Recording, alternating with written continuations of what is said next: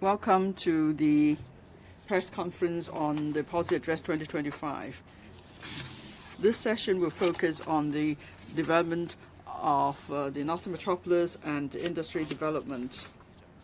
Hosting the press conference, we have the Financial Secretary, Mr. Paul Chan, the Deputy Financial Secretary, Mr. Michael Wong, and the Secretary for Development, Ms. Benedict Lin. First, we'll let photographers to take some photos first. Okay, thank you. First, I'll invite the Financial Secretary to make some opening remarks. Friends of the members of the public and the media, good afternoon. The policy address delivered yesterday. The Chief Executive delivered the fourth policy address of this current government. The theme is the deepening reforms for our people, leveraging our strengths for a brighter future. Now, one focus is to promote economic development. The other is the industrial development. And then today we will focus on that. And of course, there's also the focus of the development of the Northern Metropolis. Today, we have Mr. Michael Wong and Ms. Benedict Lin together with me here. Now, the Northern Metropolis is an important driving engine for our development. It is also an important base for strengthening our cooperation with Shenzhen and the Guangdong province. Now, before Mr. Benedict Lin gives a PowerPoint presentation, I will first say a few words. Now, we need to strengthen the institution if we want to accelerate the development of the Northern Metropolis, as mentioned in the policy address. One is a reform of the top-level planning and governance. Now, there are already projects underway at the Northern Metropolis, and then industrial land will soon be available. So our major task in future is to bring in industries.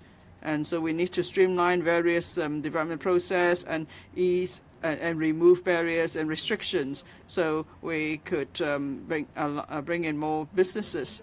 And this is about top-level governance. The Chief Executive will chair the Committee on Development of the Northern Metropolis. There will be 3 working groups under the committee. One working group on devising development operation models will be led by me, and then the Chief Secretary of Administration will lead the working group on planning and construction of the university town, and then Deputy Financial Secretary will lead the working group on planning and development. Now, my working group and the CS working group have to do with development, and then the DFS the working group will focus on development policies. That is to make sure that supporting facilities and land will be available in good time, so that there could be industrial anchoring soon. So the whole purpose is to accelerate development. Now, the Northern Metropolis covers 1/3 of the area of Hong Kong. There are 4 major zones with different themes, and then the whole development period straddles beyond 20 hours. That's why there will be a need for many different operation models. So we need to have phased development too to take forward the project. And then statutory and non-statutory bodies could be set up, for example, park companies.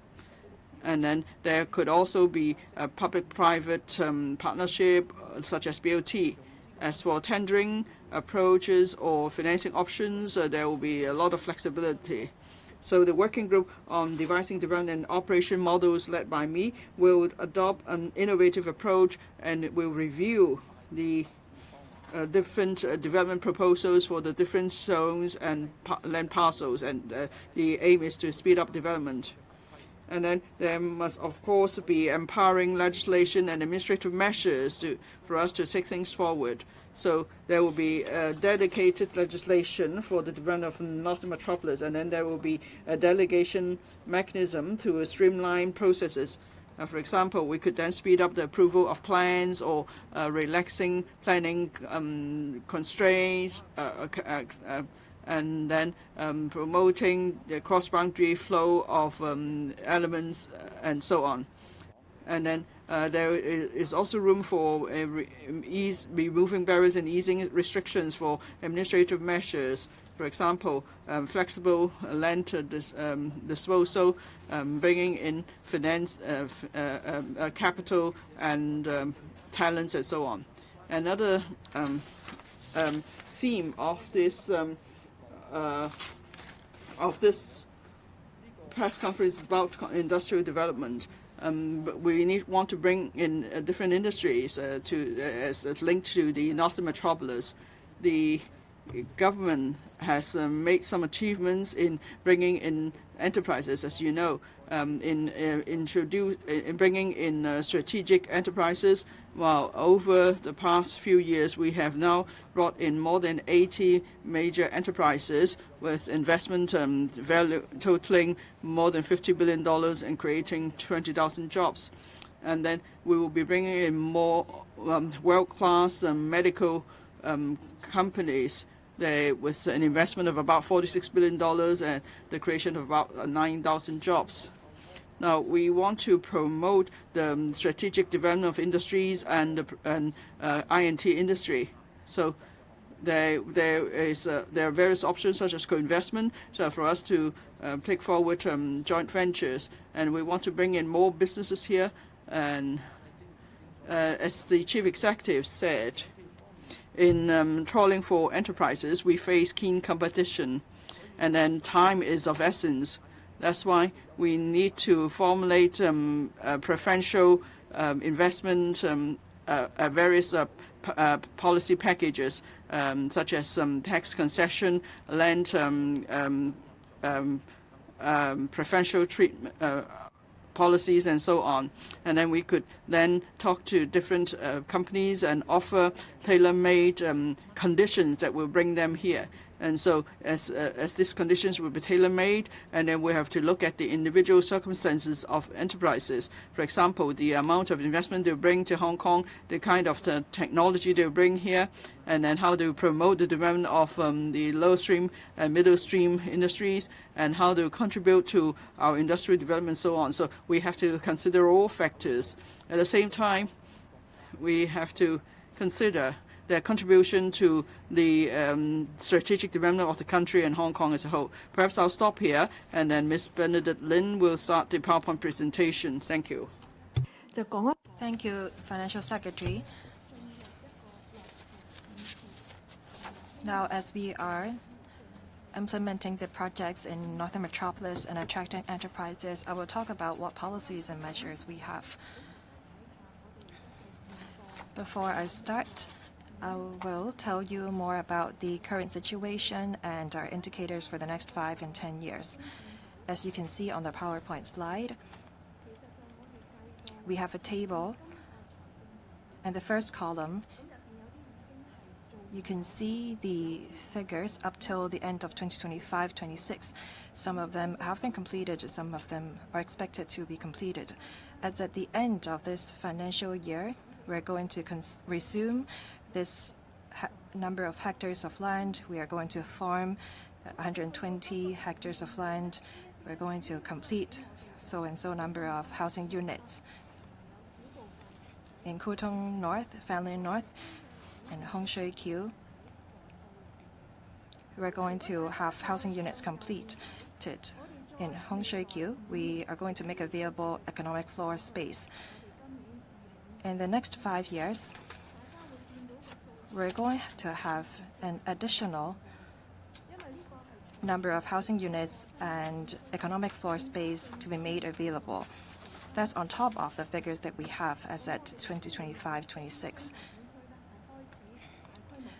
By then, we will have commenced the construction of new development areas such as Sentin Technopole. So you can see that the production of land will be growing exponentially in the coming 5 and 10 years. I will not repeat the numbers shown on the slide.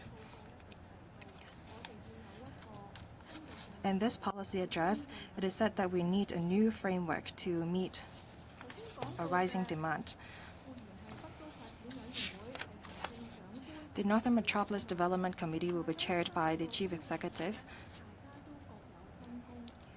The 3 working groups under the committee will have their respective roles. They have to do with industries and how we should streamline procedures.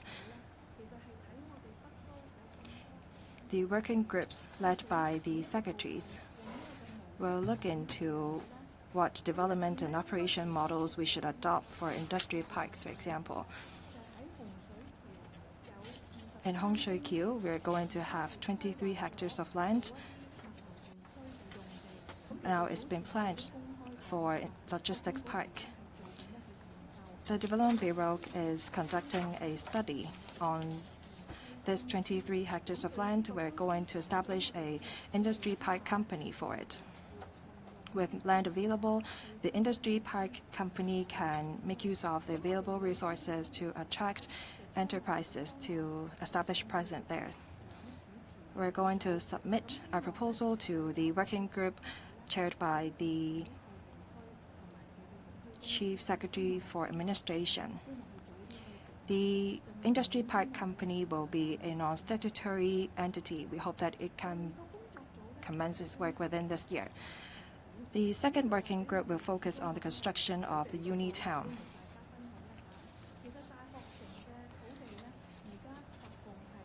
We have 90 hectares of land in the uni town scattered across different locations.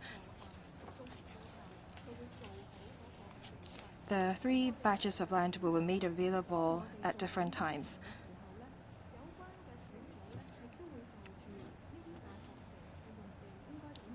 The working group will look into how the site should be assigned, how we should make use of the lands. All these can be taken forward in tandem with the construction progress. The third working group is the working group to be led by the Financial Secretary. This is to make sure that the construction and implementation projects are on schedule. For private projects,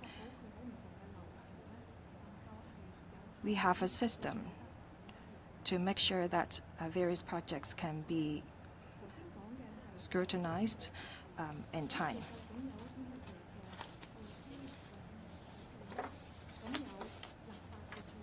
We will make use of legislative and administrative means to accelerate the Northern Metropolis development.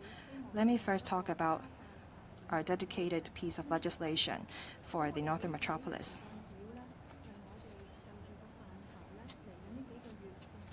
In the coming few months, within the government, we are going to carry out study, and in early 2026, we are going to conduct public consultation, and in mid-2026, the bill will be introduced into the Legislative Council. We strive to complete the legislative process within 2026.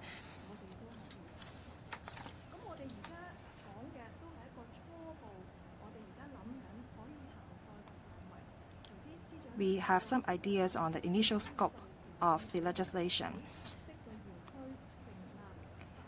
The legislation will empower the administration in setting up a statutory industry park company in the Northern Metropolis, and the government will be able, under the legislation, to provide channels for funding industrial park companies. Why do we need dedicated funding channels for industry park companies?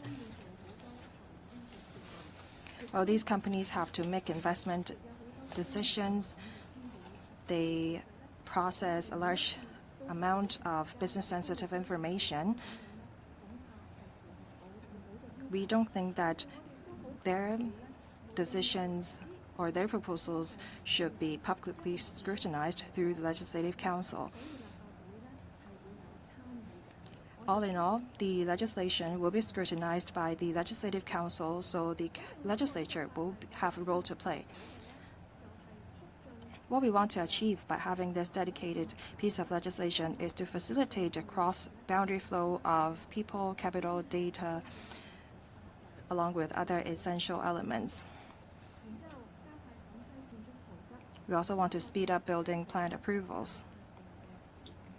Now we have a statutory timetable for building plan approval. We want to speed things up now That's why we have to amend legislation to achieve our goal. Simplifying process for adjustment of planning controls. Let me elaborate.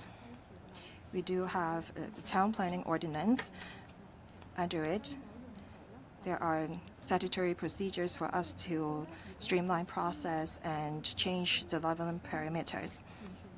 However, for new development areas with no population intake yet, we need to make certain adjustment. Let me give you an example. Now, some sites have been assigned as industry parks. But as you can see, in the existing outline zoning plans of, say, Santin Technopole,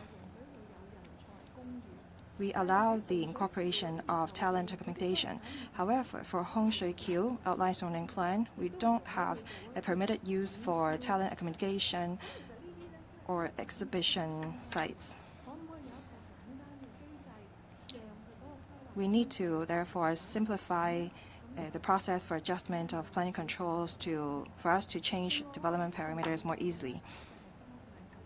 We also want to expedite land resumption compensation payment. We do have a set of statutory procedures set out in the ordinance that we have, but they are rather cumbersome. Now, I've finished talking about the legislation. Now let me talk about the administrative procedures. We are going to commence a land use review for Ngau Tau New Development Area. As for the remaining administrative procedures, they are to remove barriers and restrictions.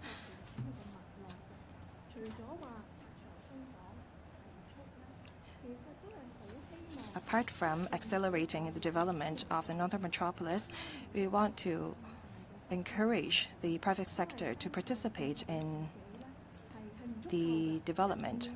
We cannot rely on the government alone. We need to leverage on market forces. There is another merit to such an approach. As we can see that the construction industry is slowing down recently, we want to therefore encourage the construction industry to participate in the development of the Northern Metropolis.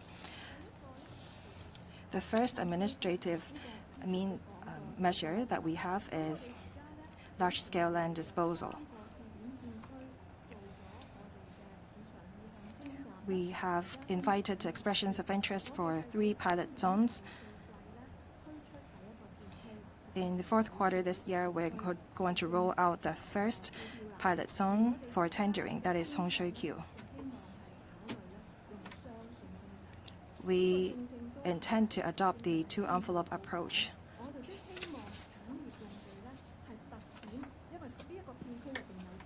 Because there is industrial sites within this pilot zone,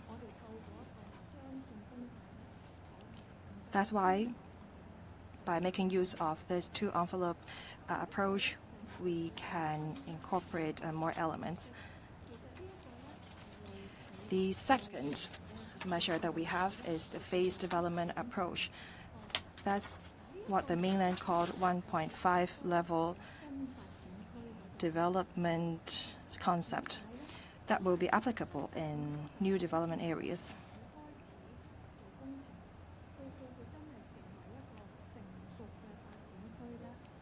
From the engagement phase to maturing of the area, it can span across some 10 years' time. For commercial or industrial sites,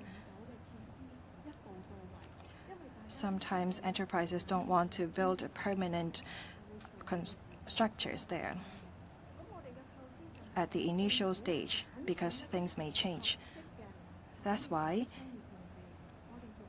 the government will be taking the lead in identifying suitable commercial industrial sites to pilot low-density facilities. During the first 5 to 10 years' time, we're going to build low-rise, low-density buildings and facilities, such as exhibition facilities, convention centers,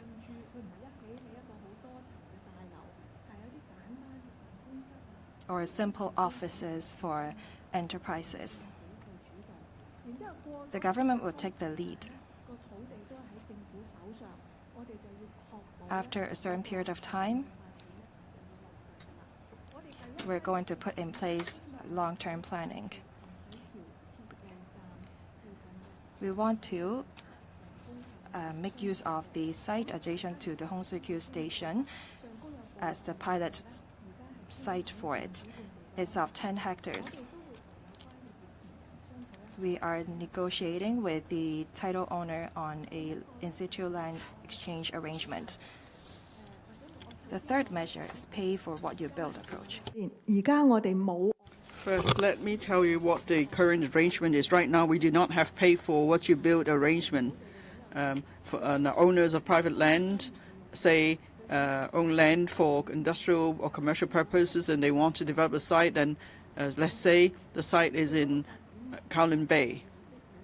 The plot ratio is 12. And then the landowner may say that given the current economic condition, he doesn't want to build to the maximum of a plot ratio of 12. He just wants to use only part of the plot ratio. But then under the current system, even if we when we just negotiate premium with the landowner, even if the landowner won't build to the maximum plot ratio, the lands department will still charge for the premium for the full potential, development potential. And then the lands and the landowner may say that he just wants to build an office building, but then the lands department say that there could be both office and commercial uses because it will fetch a better price, and then the lands department will charge premium accordingly. So of course, then the negotiation will fail. And now with the pay for what you build pilot scheme, it won't just apply to the Northern Metropolis. For all industrial and commercial sites across the territory, the same pilot scheme may apply. For example, a developer has financial constraints. He doesn't want to build to the full maximum plot ratio, and he could negotiate with us on the actual floor area to be built and the actual use. And that is actually a good arrangement. Now, of course, we will impose certain conditions. Here you will see the conditions will include, for instance, you have to build at least to 60% of the maximum GFA, and then there cannot be any alienation of part of the site. Otherwise, it will be difficult to build more in future. And this arrangement will come into place in the first quarter of 2026, and it will apply to all industrial and commercial sites in Hong Kong. And next, there will be an arrangement specifically for the Northern Metropolis, because we're going to resume many sites in the Northern Metropolis, but then some landowners may want instead to have in situ land exchange. So instead of making the government pay for the resumed land, and then maybe we could just have an offset arrangement. Say in the next few years, the site that we set to resume, and then landowners could use this land as a form of capital. So we'll still work out the compensation amount, and that will be offset by the site that the same owner owns in the Northern Metropolis for in situ land exchange purpose, for instance. So we hope to implement the measure next year as soon as possible. And here, the next administrative measure is about more flexibility for government tenancies. Again, this arrangement will apply to all suitable sites with short-term tenancies. Right now, the longest fixed tenancy term is 7 years, but then many in the industries tell us it's actually difficult for them to make investment for a time span of just 7 years. and then of course they are just renting the site. They're not buying it. Otherwise, they will have to pay the premium. So if it's just tenancy, then some operators prefer to pay rent rather than to pay upfront for a site. So what we propose now is there could be extension up to 21 years for a tenancy. So why is it that we're not granting a tenancy for 21 years in one go? Well, you can imagine if you sign a tenancy with the tenant for 21 years, and then if in halfway the tenant wants to terminate the tenancy, he will have to pay for that. But instead, we want a more flexible arrangement. So say there could be extension every 7 years. That means the tenant will have more flexibilities, and they will decide whether they want to renew the tenancy. But then at least there's certainty that if they want to renew the tenancy, the government will do so for up to a certain period. So after consulting the industry, we could then implement this policy next in the first quarter next year. And then now in the approval process. Now, under the working group led by the Deputy Financial Secretary, there will be a task force.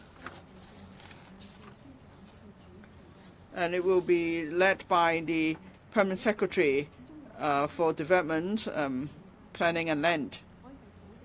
Say if there are private development projects, it could be land development or superstructure construction, and then the party concerned has to approach different departments. We hope that this coordination office will be able to monitor the progress, and if a certain deadline is reached, then the office could step in, maybe to speed up the approval process, and then we could then ask the departments to give, say, specific comments on the proposal to speed up things.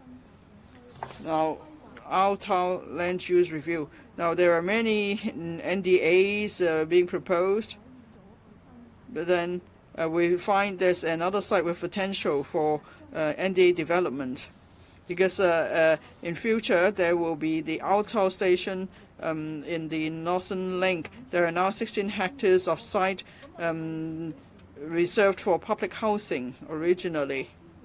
Now, and actually the planning process has been completed. But actually this is a site next to a railway station, so there is a good transport link. Then, so there could be not just a public housing, but also private housing, community facilities, and so on. So that's why we're going to consider a new development area for an area of 30 hectares. Now, the MTRCL will be building a railway station there, so therefore we are engaging the MTRCL to conduct the land study. I believe that will be more efficient. So I'd like to stop here and see if you have any questions. Thank you, Secretary. Any questions from the media? If I may remind you all, please identify your media outlet before you put your questions, and please don't ask more than 2. As the theme today is industrial development in Northern Metropolis, if you have other questions, please leave them towards the end of the press conference. The journalist in white, please. Over this side.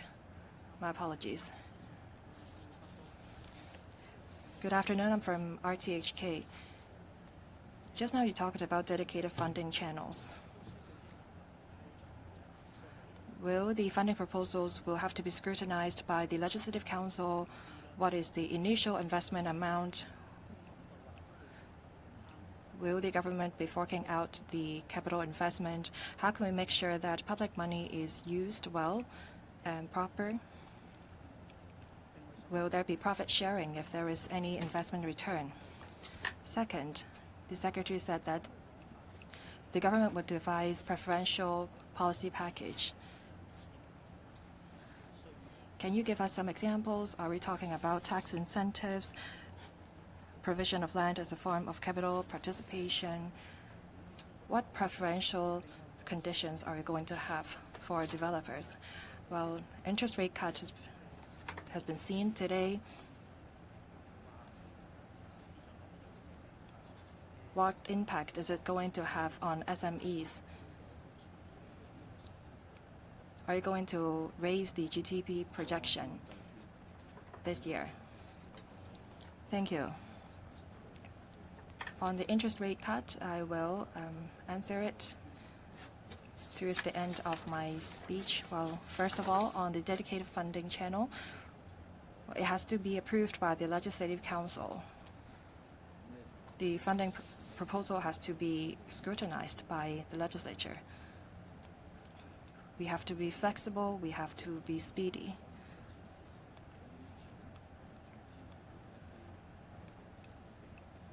After we've obtained the funding, we're going to assign it to different industry park companies. And these companies will have this flexibility to make use of the funding. The companies have their own board of directors. I expect that there will be representatives from the industry and the general public in the board of directors of the industry park companies. This is how the companies can react quicker. In the science park, they are also tasked to attract enterprises and investment, and they do have their own mechanism of overseeing their policies and measures. As to how the funding is going to be allocated to different industrial parks,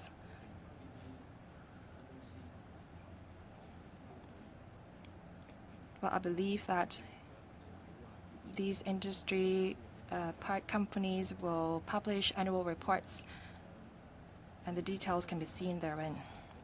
Second, on profit sharing.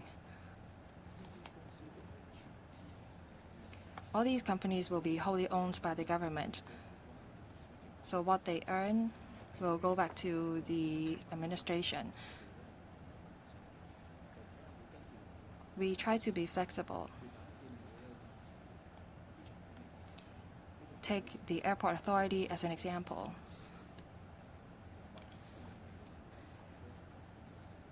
When the airport makes a profit, they did share part of it to the government.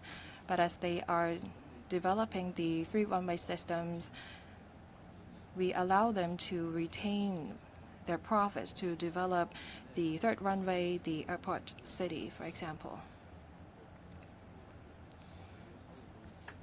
So as to how the profit is going to be used by the industry park companies, it will depend on their capital needs and their development plan. On your second question regarding the preferential policy package,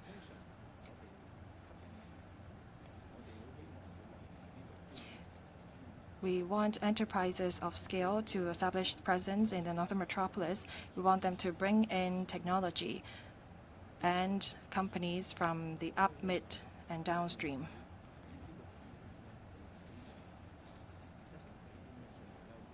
At this stage, we don't have any concrete plans on what kind of tax incentives or capital support we're going to offer. We will make use of tools such as capital, land, and immigration policies. We try to be flexible as we are negotiating with potential enterprises that may take presence in the Northern Metropolis. We try to tailor-make our policies to their companies. The most important thing is the job opportunities they're going to create, whether they can bring along mid, up, and downstream companies along with them. Will a cluster effect be achieved, and whether the enterprise's positioning is aligned with our direction of development. How are these companies going to contribute to our economy? These are the factors that we consider. Next question, please. The journalist in orange, please. Good afternoon. I'm from Tsingtao. Regarding the dedicated funding channel of the Northern Metropolis, it does not have to go through Legislative Council. How much money is involved and how we make sure that the government will not tilt in favor of any parties. Thank you. In the course of attracting enterprises and investment, the industry park companies don't have to seek approvals from the Legislative Council. But regarding the initial injection of funding to the industrial park companies, we will try to seek approval from the Legislative Council.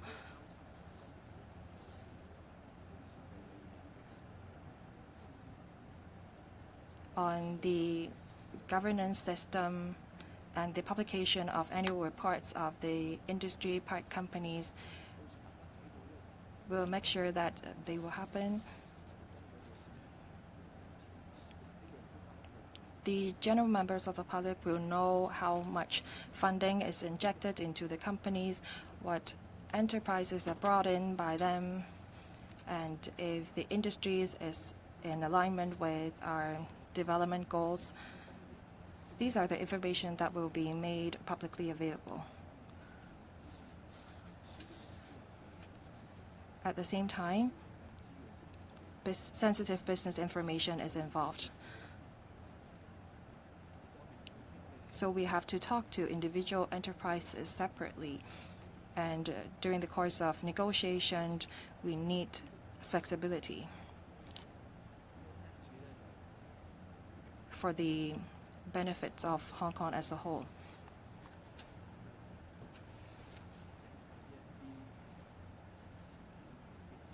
So we don't have any concrete details yet. Thank you. Next question, please. The woman journalist in white, please. Will the market be able to absorb the over 10 million square meters of the economic floor space expected to be available in the next 10 years according to the plan? And second, how will the dedicated legislation for managing the cross-boundary flow of people like goods, capital, to be implemented? Can you give more details? And additionally, what measures will be taken to protect the public privacy, like particularly about the sensitive information, the biological samples? And how will the government consider of settling government expenditures in renminbi, including the stamp duty be executed? And what impact could this have on the settlement system and also the status of the Hong Kong dollar? Thank you. Wow, quite a number of questions. Let me see if I can remember them all. Number one, on the use of renminbi, right, in Hong Kong, right? Yeah, the last question. As you know, we are number one in terms of offshore renminbi center. The capital pool here is more than 1 trillion renminbi. And on the other hand, perhaps you would recognize globally, over the past few years, many countries and jurisdictions, in conducting their foreign trade, try to use their own currency instead of mainly relying on US dollar. So we can see there are obvious use cases for renminbi. Even for the Middle East, when they sold, oil to the mainland, they accept renminbi. So from our standpoint, the importance of renminbi in the international arena is on the increase. And this offshore pool of renminbi, they also need to have investment opportunities. They need to have tools to manage the exchange risk, the interest rate risk. And this is where Hong Kong can come into play. So one of our objectives, which has been spelled out also in the policy address, is developing Hong Kong as an international financial center with RMB, renminbi strength. So that is one. And in our case, some of the supplies Hong Kong need are from the mainland. So if we can use renminbi to pay, this is very natural. And for the government in the past few years, as you may have noticed, when we issue bonds, we have also issued some bonds denominated in renminbi. That is another source of funding. So it would be a combination of tools to enable us to do this. With regard to biosamples, there are very strict protocols established between Hong Kong and the mainland authorities. The purpose is to allow safe cross-border availability of this biosample for research, for clinical trial purposes, for drug development purposes. But this biosample won't go out the restricted region. This is with the support of the central authority. And this is very important to Hong Kong in terms of our vision to develop Hong Kong into a biotech center, and in particular in health science and drug development. Going back to your question about accountability, in terms of the money to be injected into the statutory body or companies established by us to run the different industry parks. There will be accountability in terms of, number one, when we first get the funding from LegCo. But understandably, the subsequent deployment of these funds, we would delegate to the park authority instead of every time going to the LegCo. This is for obvious administrative convenience consideration. But full things like annual report and others, the deployment of those funds will be made public. And this is, in a way, demonstrate the transparency and accountability of the park organization. Thank you. 好，下一條提問提一提各位傳媒朋友就。Next question. Please limit yourself to 2 questions each. And if your question is not related to the Northern Metropolis or industry development, please leave them to the last. Next, at the far end, the gentleman in white, please. Hi, I'm from TVB. Under the DFS working group, there will be a dedicated project supervision office. And so if there is program delay, then it will intervene. So how will it intervene? And then on the fully funded companies by the government, will that be some sort of a share arrangement? Will it be mainly led by the government, or are there other approaches? And then is there no cap on how much money could be injected into these companies? So, or will you draw a line so companies can't keep coming back for more funds? On the dedicated project supervision office, I'll first ask the DFS to take the question. I think the focus is really on how we could speed up some of the strategic projects, and we want to remove restrictions and barriers. And we're actually doing that, but then with this dedicated office, then we could do it in a more rigorous and structured way. And then persons in charge will know where to approach, and they can come and tell us, okay, we're experiencing delay in a project, so we try to find out what causes the delay.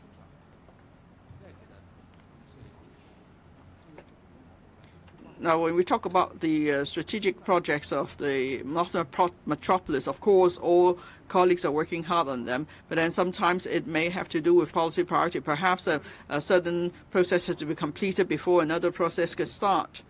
And so when there's need for me to intervene, perhaps the Permanent Secretary, Ms. Doris Low, well, he should probably be able to manage most of the issues, but then it's better that we have an office to deal with such issues, and then she could approach the relevant policy bureau or departments. And if it involves complicated issues covering more policy bureau, then Ms. Lin and I will intervene personally. So that's basically the concept.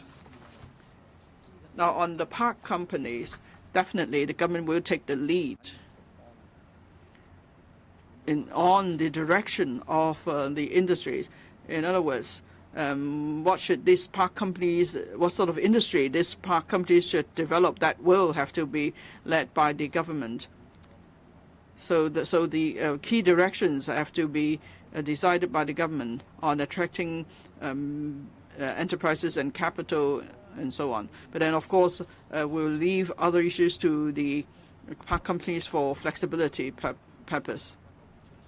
Now, maybe if it's a shareholding arrangement, then the major shareholders will have more say. Now, apart from capital injection, there are other ways to make sure we will still have the say, even if we are not contributing the bulk of the capital. For example, we could sign a service contract. And that is, say we set up a company, and then there's a service agreement between the company and the government. And in the agreement, we will stipulate what the company can do and what it can't do, or when it has to come and seek the approval of the government, and so on. So this is not something new. We've been doing that in the past. And second point, now even if we have a shareholding arrangement, there could be different classes of shares. We may not be the majority shareholder, but then we may have a large voting right, or we may even have a veto right. That means, say, in certain cases, there must be agreement of the minority shareholder. So there are ways we could have our say. And then another issue, possibility is about the composition of the board, because decisions are made by the board of directors. And so who do we appoint to the board? Who do we send to the board? Or we could also stipulate that certain policies must first be given consent by the government before the decision can be made. For example, raising debts, how much debt can be raised, or if they want diversification of development, and then we have to see how much they're going to invest. So we need to give consent before they could proceed. So there are various ways through governance approaches we could make decisions, and the rules could be set by the board of on the board of directors, or there could even be a memorandum and article of the company. So this is nothing new. This is actually. So the SAR government needs to use the different tools and powers we have. And we don't always have to be the major shareholder before we can have a say. And we don't need to use our own capital, but we could make the most of market capital to achieve the objectives. That would be the best way. Next, at the far end, second last row, the reporter with long hair. English. So, as announced in yesterday's policy address, there will be 3 working groups for the Northern Metropolis. So, maybe can the Financial Secretary and the Deputy Financial Secretary share some details on your respective groups, and perhaps detail some more on the setting up of the industry park companies, like the number, the funding, and the company members, and on the dedicated laws and administrative means, how can they help speed up development? And to Ms. Lin, can you explain a bit more on using a 2-envelope approach for tendering in the large-scale land disposable pilot in Hongshui-Q? Thank you very much. Yeah, thank you. Let me first invite Development Secretary to explain the 2-envelope system. Yeah. Basically, when we say it is a 2-envelope system, we will have one envelope looking at the cash, actually the premium being offered by the bidder. And the other envelope is what we call the quality side of the envelope, the non-cash part. For a large-scale development that we have in mind, I would think that the quality part will probably focus on how quick that large-scale development can be delivered and the kind of industries being introduced into the industrial land. The details will be worked out because it will be a formal tender exercise. So when we roll out the tender before the end of the year, you will see the detailed terms there. Another parameter that we will have to consider for a two-envelope tender is the weighting, the kind of percentage weighting to be accorded to each of the two envelopes. And on present showing, our inclination is to give a higher weighting to the quality side of the envelope. But again, the details will be confirmed when the tender is rolled out. Back to your question about how to utilize this, if I may call it, industrial park companies to help us expedite the development.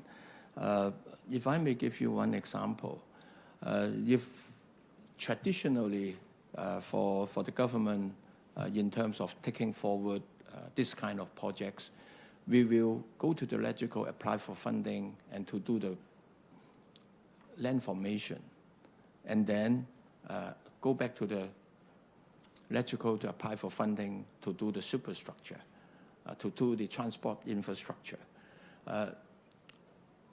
If we are going to do this sequentially, naturally this will take more time. But if we can find a suitable company and trust all this work to them, then when they undertake the studies and when they go ahead to proceed with the foundation works, the land formation, the superstructure construction, there could be overlapping work to be done concurrently. So in a way, that would save us time. That is one example. As to the number of companies, Northern Metropolis is huge, and there are several different areas with different focus. So understandably, in order to achieve higher efficiency and also in terms of the span of control, probably one company won't be able to undertake such a mega projects. So there would be more than one companies. But how many companies and how they divide their responsibility, this is an evolving basis, an evolving process.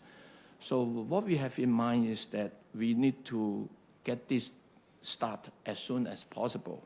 So let's set up one of the park company first, get it going, and taking into consideration the progress on the various funds. Then we decide whether we to form another more or to park it with the existing one. So this is indeed very flexible. And also, as you may know, we very much look forward to public-private partnerships. If the company coming forward is a company with substantial financial resources and excellent track record and experience in the development of industrial park, then we will be more willing to entrust them with a bigger project. If the one who comes is not that kind of expertise, or if we have many others coming to us to asking for participation, then there may be a case to have more than one partner. So I would say that this would be an evolving process, and depending on the market interest as well as our implementation timetable. Yeah, thank you. OK， 下一條提問近我。 Next question, please. The journalist in blue. Good afternoon, I'm from Now TV. On the pay for what you build approach, it is said that this is applicable to across the territory. Is the government concerned about income and revenue? And how much less revenue is the government going to have? Thank you. Regarding the pay for what you build approach, it means that depending on the project and building that the developer wants to build, we charge the relevant land premium.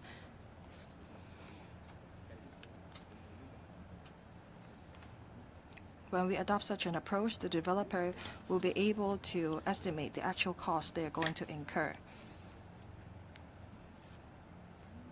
If not, say for example, for a piece of land with plot ratio of 5, and if that site is large, then the developer will have to pay land premium according to the plot ratio of 5. The initial capital pressure on the developer will be huge as a result. And if the developer think that the project is not profitable, they will not take part in the project. We're going to develop many industry parks in the northern metropolis. If we look at other places, they focus on facilities. The enterprises will bring in production and advanced technology. However, for talent accommodation,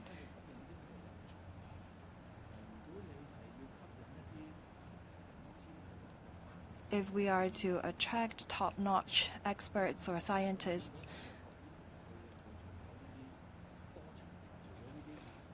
we need different type of accommodation. Apart from multi-story buildings,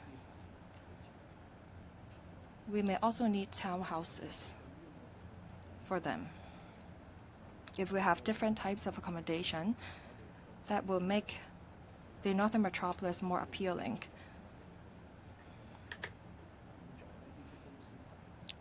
This will help us and help the enterprises attract top-notch talents.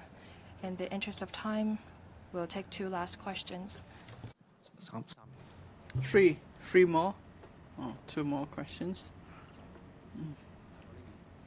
Near me, last row, the lady reporter there. I'm from AM730. About the preferential policy packages, what kind of companies will have priority to enjoy the preferential treatment, and will there be any assessment later on? And then about the 1.5 development concept, are there any successful examples? Now the economic condition is not that good. Maybe it won't be as appealing to enterprises. And what sort of projects can be carried out in Hong Shui Kiu, for instance? I'll ask Ms. Lin to answer the question on the 1.5 level development concept. Now, from what I could remember, in the past decade or so, I don't think there is a model in the government that's in line with this 1.5 level development concept. So this is actually a new initiative. Why do I say that I'm not aware of such models in the past? Because we are now applying the model specifically to new development areas, NDAs, in particular the industrial sites in NDAs. Now, apart from the northern metropolis, when we talk about NDAs, they are also in Tung Chung. This is a concept within the Tung Chung development. But then in the past few years, most sites in Tung Chung are for residential use. So if it's for residential use, then it has nothing to do with the 1.5 level development concept, because then development will be completed in one go. Now, and in northern metropolis, now I'll take Hong Shui Kiu as an example. I say that there will be some commercial sites near the railway station Hong Shui Kiu, and that will be the first pilot site zone for us. Now, the Hong Shui Kiu station is expected to be commissioned in 2030. And then if we just do some straightforward site formation, well, the sites will be available in a year or so, but then the railway station is not yet ready, and then investors may think that if they want to move into permanent industrial or commercial facilities, and they're going to stay there for decades, while they may not be so interested. But what if we first put up the site for a 1.5 development? That means you could just put up some temporary structures, and so it will be, say, exhibition gallery or even indoor skating arena, for instance. because some has actually suggested that. So, and that will inject some vibrancy into the area, and that will help to promote development. Of course, we will need to make an agreement with the investor, and then say when the lease expires, then and then the government will say that now the station is about to be commissioned, so there will be permanent development here. And then what about the existing low-rise facilities? Do they want to stay? So we will still give them a chance to say that now we will turn these facilities into permanent ones, or they may say, no, I'm not going to continue with the facilities, and then a site could then be available for permanent development. So that's the idea. Now, we introduced the concept yesterday. In just a short space of a day or so, we've heard an enthusiastic response from the market, because they believe it is a pragmatic approach that's in line with the current economic condition. Now, on the preferential policy packages, who or which companies will benefit? Well, you might recall we want to promote INT development in Hong Kong, and we have set 4 types of industry. One is in artificial intelligence and data science, one is life and health science, and third is the new advanced manufacturing, new materials, and fourth is fintech. So, you know, of course, we've been working hard to bring in capital and businesses, and so far we've been more successful with life and health science companies and so on. But then the preferential policy packages won't just benefit them, and that's the first point. Secondly, will we keep assessing the effectiveness of the arrangement? Of course we'll do that. So if we offer them preferential treatment, well, they have to convince us they will bring certain technology.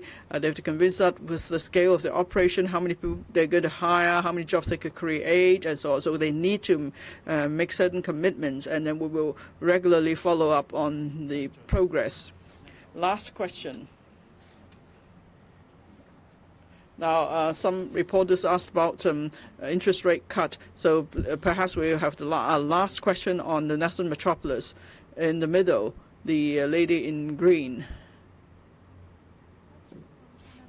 So about the Northern Metropolis, besides speeding up land grant arrangements, would you consider offering financial subsidies or other support to boost developers' confidence and motivations? And I have one more question about the offshore renminbi market in Hong Kong. As for exploring diversified channels for cross-boundary capital acquisition, what potential options are being studied? And do these options include the possibility of relaxing restrictions on Chinese mainland residents transferring their capital to Hong Kong to buy properties? And what's the significance of the new renminbi business facility? And what's the target scale for Hong Kong's offshore renminbi market under this new initiative? Thank you. Yeah, thank you. On financial subsidy, of course, as a tool, we won't rule it out. But I would invite your attention to the fact that indeed Hong Kong is very competitive and very attractive as a destination for investments. Recently, there are a lot of rankings. I think you are very familiar with them. Given the institutional strength that we have, the very friendly business environment, the excellent financial services, not just the International Financial Center. If you look at it, for startups coming from mainland or overseas, during startup stage, we have angel funds. Then we have venture capitalists, private equity. We have patient capital. They can issue bonds. They can go IPO. And our follow-on fundraising is twice the size of the IPO process. So I would say Hong Kong is able to offer a full range of funding options to those companies of different development stage coming to Hong Kong. In itself, this is an attraction.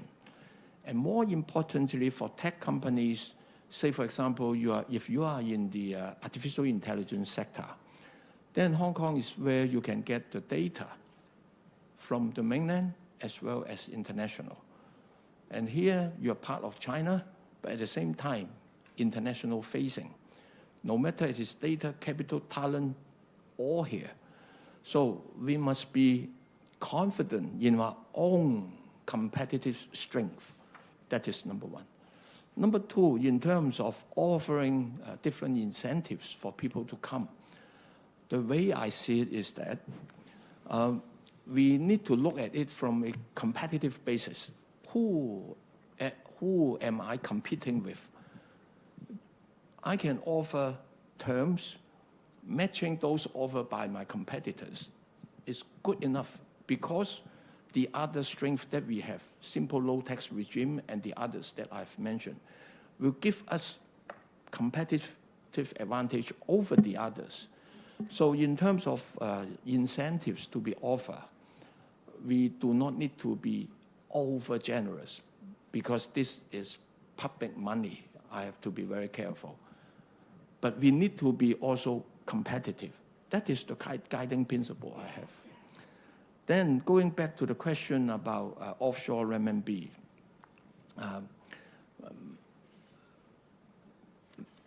mainland people coming to Hong Kong to buy property or to do investment, we welcome them very much.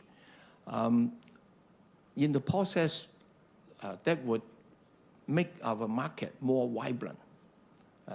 It is good for property market, good for financial market. But the amount of capital that they can bring over, we need to discuss with the related mainland authorities, because this is also from the country's standpoint, the outflow of capital. So we need to step back and take a more holistic view. On the one hand, we need to be as facilitative as possible. At the same time, this must be orderly and safe.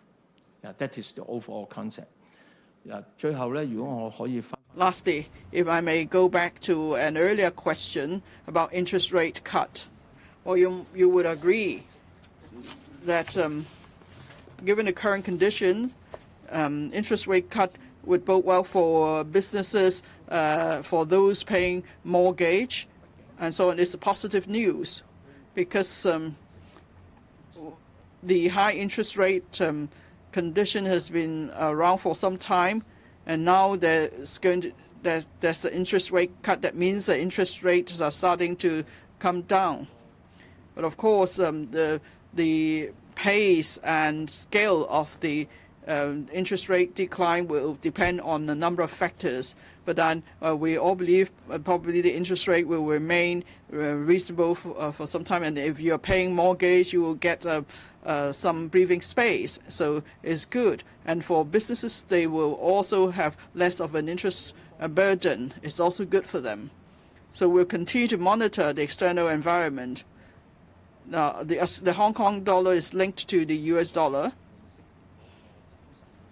So when it comes to the interest rate movements, we're very much led by the US dollar movements. But at the same time, we don't always just align our interest rate with them. You can look at past records. You find that in the past, when they have interest rate hikes, we might not always follow suit, and we might not also increase the interest rate in the same way, because we have to consider the market situation in Hong Kong. And now the interest rate, there's interest rate cut. We're moving in the same broad direction, but then we have to look at various conditions on how much we cut the interest rate and how fast we do so. Thank you. Thank you very much for coming to the press conference.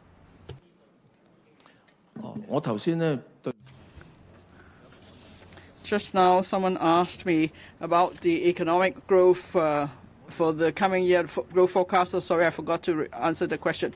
Now, in the budget, I announced 2 to 3%. In the first half of the year, our performance has been rather good, in particular in terms of export, goods export and service export. and then also stock market's doing well, and there are more visitors coming to Hong Kong. So in the first half of the year, the GDP has grown by about 3%. And at this point, we have no intention to adjust the full year GDP growth forecast. We'll keep it to 2 to 3%. There are many reasons. Well, yes, there's interest rate cut, but then there are so many uncertain factors externally, and we have no sway over those factors. For example, trade tariff, what will happen next? And what about the protectionism of the U.S.? How far will it go? So that's why we need to be cautious. We'll keep it to about 2 to 3%. Thank you. Thank you very much. Oh, sorry. One reporter wants to ask about the Northern Metropolis. Okay, then we allow that question too. I'm from Ming Pao. The policy address says that the government may adopt the direct land grant approach. So under what conditions or circumstances or mechanism will the direct land grant approach be adopted? Will the Executive Council and the policy bureaus have a role to play? How will we make sure that there is sufficient transparency in terms of price and conditions? Thank you.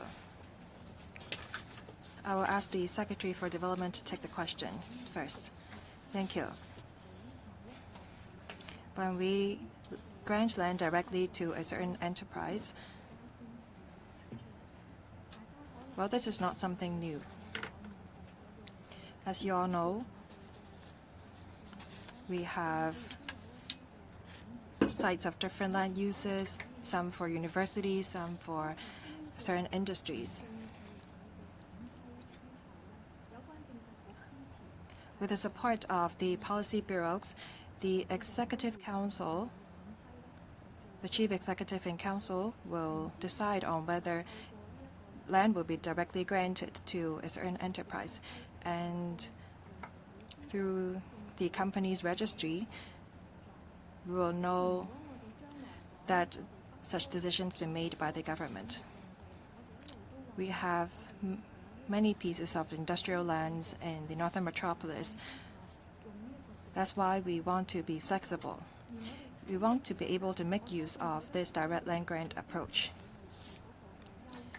We look at the edge and advantages of the enterprises, the economic benefits that is going to be generated, and whether the enterprise can play a leading role in the development of the Northern Metropolis before we grant any land directly to them.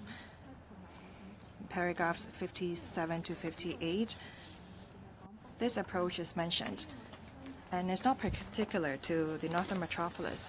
It applies across the territory. The Financial Secretary will devise a system to make recommendations.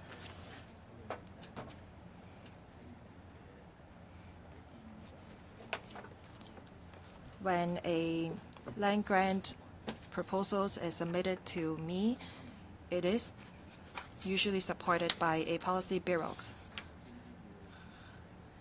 And the policy bureau will remind me what factors I should pay special attention to in the proposals.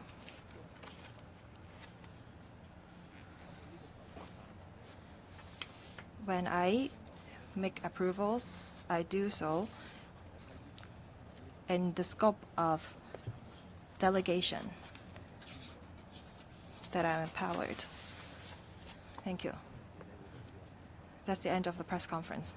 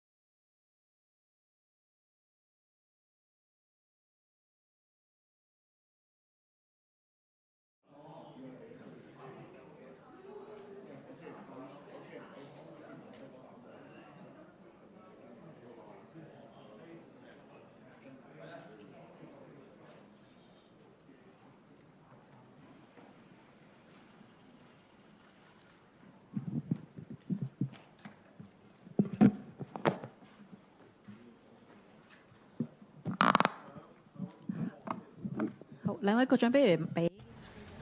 So we will first take a few pictures.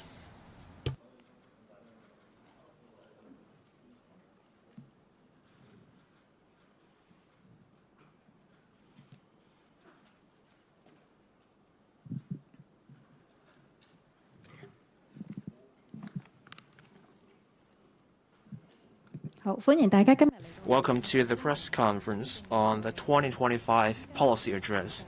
Joining us for this session are the Secretary for Financial Services and the Treasury, Mr. Christopher Ho, and Secretary for Commerce and Economic Development, Mr. Algernon Yao. The two secretaries will brief you on the policies in their respective areas, and then we will proceed to a question and answer session. We will start with Mr. Christopher Ho. Good afternoon, everyone. As you're aware, yesterday, the Chief Executive gave his 2025 policy address. So here I am today to brief you on the policy measures under the FSTB. Before I go into the highlights, I want to show you 4 areas. These are some key figures from the market, just to give you some context of our policy making. So first, and this is the investment need from the mainland economy. Our country's external direct investment last year exceeded 1 trillion RMB. Enterprises are trying to go global faster. And for the southbound trading, that made up 24.5% of Hong Kong's stock market turnover in the first 8 months this year. The net capital inflows exceeded 970 billion Hong Kong dollars. So that points to strong demand. And then you can look at gold, especially demand for ETFs, gold ETFs. In the second quarter this year, the global gold demand measured by value rose by 45% year on year to 132 billion US dollars.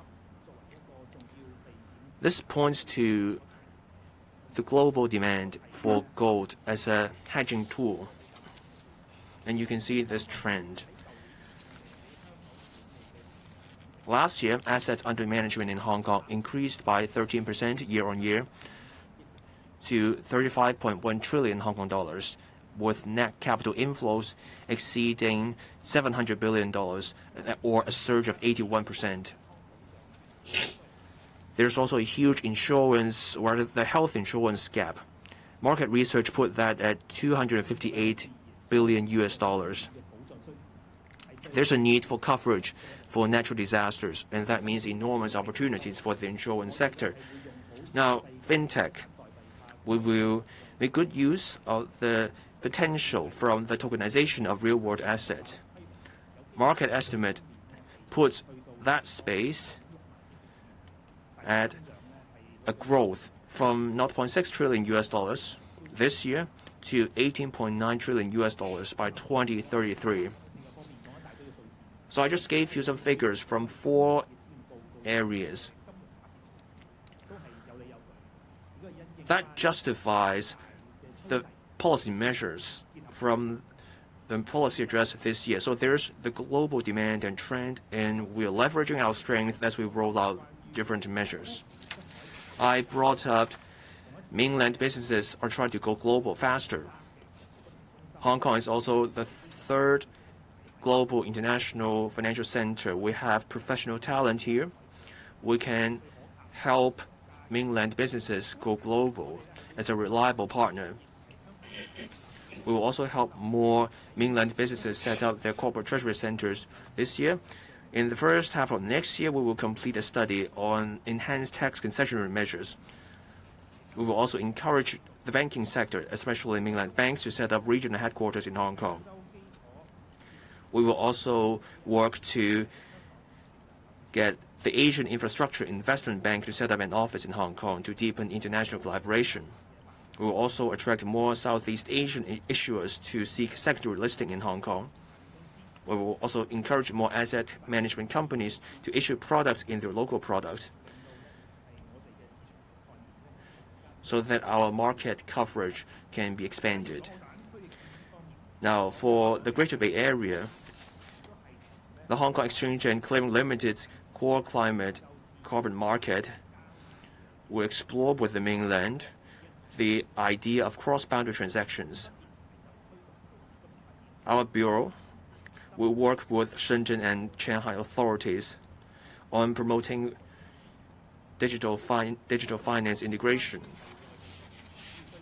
Now, on the need for investment tools from the mainland market, with the global gravity shifting to the east in terms of economic gravity, we will seize this momentum. We will develop our equity, bond, and currency markets. Key measures include further improving the main board listing regime and also the licensing regime for structured products and also weighted voting rights structure. We will also explore shortening the stock settlement cycle to T+1. We will also work on including the RMB trading counter under the southbound trading of Stock Connect. We will also work on the CMU OmniClear for investors to manage and cross-collateralize different assets. We will also explore the use of offshore treasury bonds as collateral for different clearing houses. The SFC is exploring the use of electronic bills of lading. On the forex market, the government will issue more RMB bonds. Where suitable, we will explore settling government expenditure in RMB.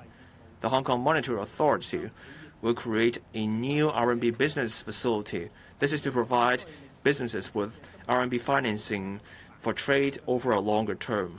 This is to offer a greater variety of RMB products to meet our local business needs and also to make our local capital market more attractive.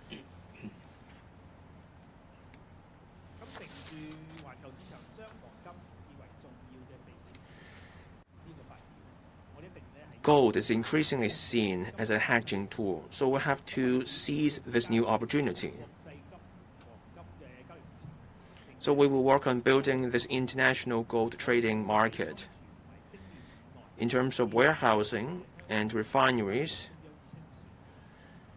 we will work on those, and we will also create this settling system to create a reliable and efficient settling regime. We will invite the Shanghai Gold Exchange. We will work with them to get ready for future mutual market access mechanisms. We will also encourage the industry to set up a trade association for gold trading. We will also offer a greater variety of gold investment products. There will be efforts on working on a gold fund or a tokenized gold product. On commodity trading, rapid development has been witnessed. So far, 8 delivery warehouses approved by the London Metal Exchange have been set up in Hong Kong. We will support the trade in setting up more such warehouses. We will also work with the Guangzhou futures market and other commodity trading markets in the mainland. Hong Kong is now the largest cross-boundary wealth management center in Asia, and we will strive to become the largest such center across the globe in the years to come. We don't want to be just a wealth management center. We want to strengthen our status as a risk management center too. So based on industry feedback, we will enhance the new capital investment entrance scheme. So for real estate, when you put residential and non-residential properties put together, instead of just $10 million counting towards the scheme, the cap will go up to $15 million. And for residential properties alone, the original cap of $10 million will remain. But the transaction price threshold for residential properties will go down from $50 million to $30 million. We will also keep enhancing fund, family office, and carried interest tax regimes. Our goal is to submit the bill in the first half of next year. On wealth management, over the past couple of years, we have been promoting the establishment of family offices. So we're enhancing the new CIES, along with the gold measures I just mentioned. All these measures complement each other. They come together in synergy. We want to bring in family offices and ultra-high net worth individuals. We want to give them flexibility in asset allocation so that they come here.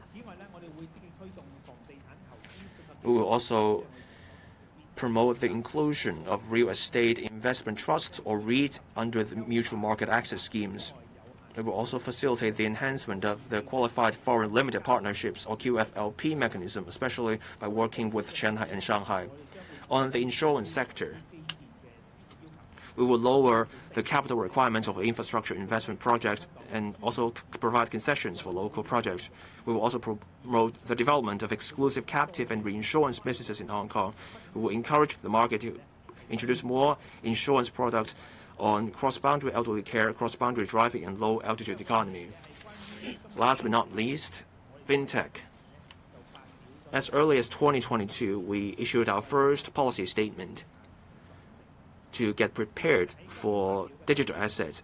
This year, we issued our second policy statement. We're now moving steadily towards a regime for the issuers of stable coins. We're gradually formulating the legislative proposals on the licensing regimes for digital asset dealing and custodian services. As for the HKMA, they will keep working on Project Ensemble.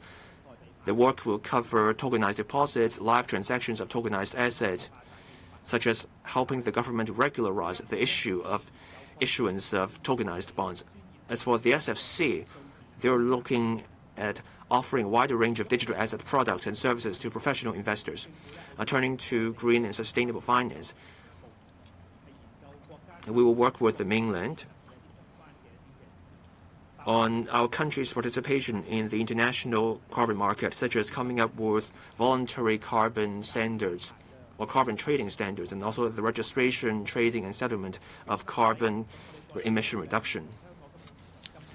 As we can see, our financial market has been doing well this year. We are confident that these different measures will add further impetus to the market so that our capital market will see even brighter prospects. Thank you. Now over to the Secretary for Commerce and Economic Development, Mr. Algernon Yao. Friends of the media, ladies and gentlemen, I'll give an overview of the key measures in the 2025 policy address relating to promoting economic and trade development and supporting SMEs. In the light of shifting global trade dynamics and the challenges and uncertainties posed by geopolitics, international enterprises face a growing need for diversify commercial risks. By investing across different markets, we will seize the opportunity by leveraging Hong Kong's unique advantage under one country, two systems, its dual connectivity with both mainland and the international community. Through actively driving the two-way flow of bringing in and going global, we will strengthen investment promotion while enhancing Hong Kong's role as a launchpad for mainland enterprises to go global. These will inject new momentum to elevate Hong Kong's position as an international trade hub and a gateway for foreign investment.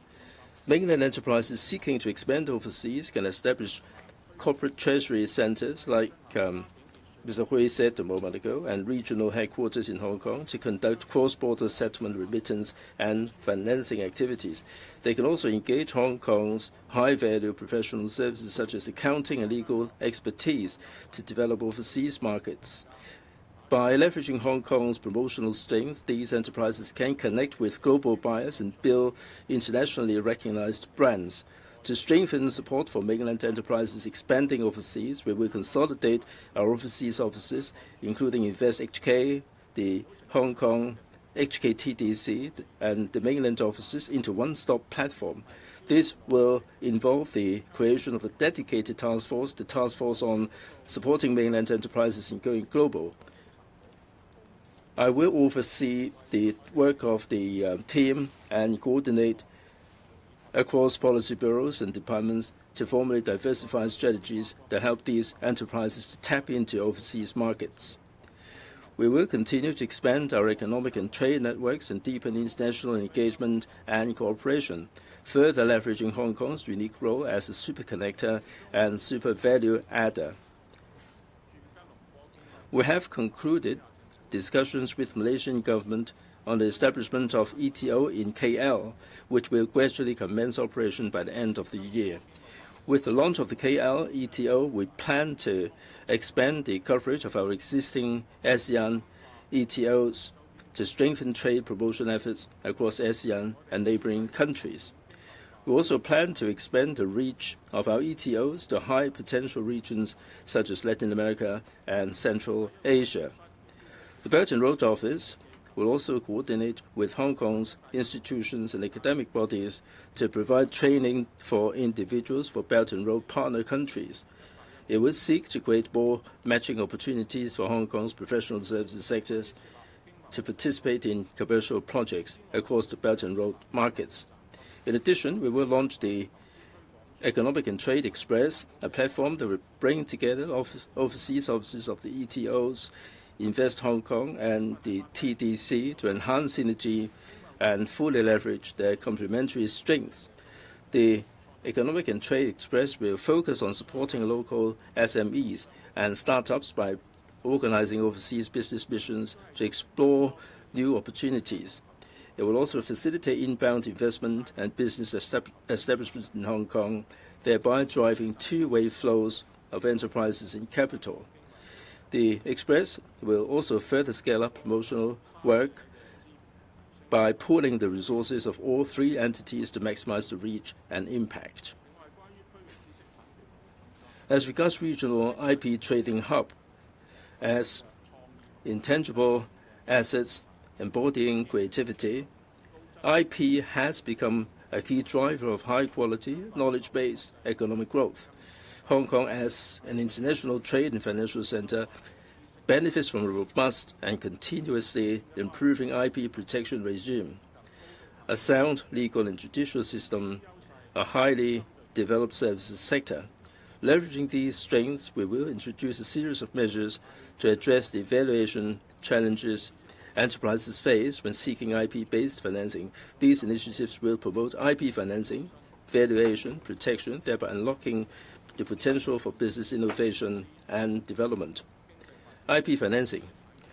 The CEDB and the IPD, in collaboration with the Hong Kong MA, will launch an IP financing sandbox.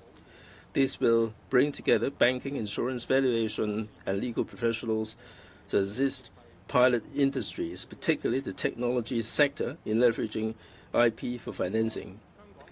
In addition, once the Hong Kong Center for Technology and Innovation becomes operational, expected by the end of the year, the government will support it in providing patent assessment to local innovation and technology SMEs based on national standards. A two-year pilot scheme will also be introduced to subsidize patent valuation as a reference for credit financing.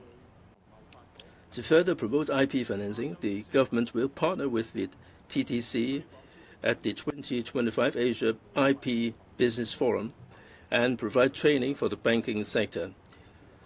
This aims to comprehensively advance IP financing in Hong Kong and build a more complete ecosystem for IP trading. Support for SMEs. To help SMEs navigate geopolitical challenges and pursue diversified development beyond traditional markets, we will inject $1.43 billion into the BUD Fund. The funding scope will be expanded to cover 8 additional economies, including the Belt and Road countries, namely Saudi Arabia, Bangladesh, Egypt, Hungary, Pakistan, Kazakhstan, Mongolia, and Brazil. We'll also step up promotional efforts and assist enterprises in participating in trade fairs and export promotion activities. Given the continued volatility of the global economy and uneven recovery across sectors and evolving consumption patterns among residents and inbound visitors, new challenges have emerged for SMEs. Some SMEs continue to face liquidity pressures. In response, the application period for the 80% guarantee product under the SME Financing Guarantee Scheme will be extended by 2 years to the end of March 2028. The principal moratorium arrangement will be extended for another year. The total commitment under the scheme's credit guarantee will be increased by 20 billion, bringing the aggregate guarantee ceiling to 310 billion. The government will continue to support SMEs in developing cross-border e-commerce. Over the next 3 years, the TDC will organize Hong Kong Shopping Festival in mainland China and ASEAN e-commerce markets to promote Hong Kong products. In parallel, training and information services will be strengthened through the SME service centers. The SME mentorship program under the Trade and Industry Department, the government will launch the Creativity E-Commerce Beyond Limits initiative and provide one-stop business matching to enhance connections between Hong Kong enterprises and e-commerce services providers. The HK's ECIC will broaden its financing support for local e-commerce businesses operating across various online platforms. It will extend its free buyer credit assessment service to cover all markets for a period of 1 year. These measures will help Hong Kong exporters diversify and expand into new overseas markets. To promote the development of aerospace technology, the government is conducting a study to streamline the approval process for operating low Earth orbit satellite licenses. The goal is to complete the study within 2025 and announce the findings in 2026. By simplifying the application regime, we aim to attract enterprises, talent, and investment to Hong Kong, thereby accelerating the growth of commercial aerospace services. Thank you very much. Thank you, Mr. Yao.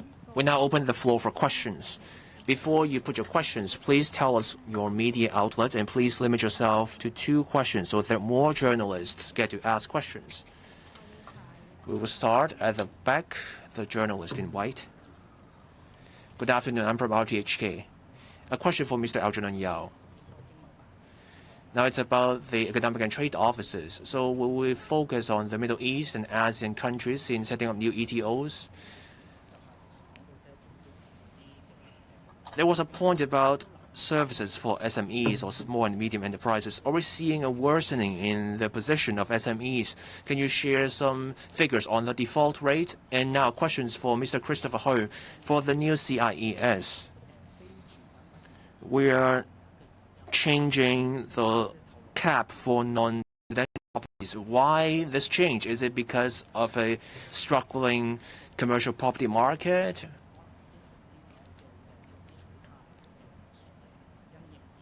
Is it because of changing preferences of investors? Now, I also have a question about gold trading. What's the point of setting up this central clearinghouse? And when will that be set up? And how's the preparation coming along? So we'll start with Mr. Algernon Yao. Thank you for your questions. On setting up ETOs, so we will set up a new one in Kuala Lumpur, Malaysia. We talked about setting up an ETO in Riyadh, Saudi Arabia. The preparations are almost done for the ETO in Kuala Lumpur. So that office is expected to open by the end of this year. Now, as for the ETO in Riyadh, we're still in the talks. We don't have a timetable yet. Negotiations over ETOs cover many details, so that process takes time. On setting up ETOs elsewhere, that will depend on the actual circumstances. So we already have ETOs in other ASEAN countries. We have ETOs in Singapore, Thailand, and Indonesia. So we should have enough coverage. In the future, we will look at the actual circumstances in deciding whether to set up ETOs elsewhere.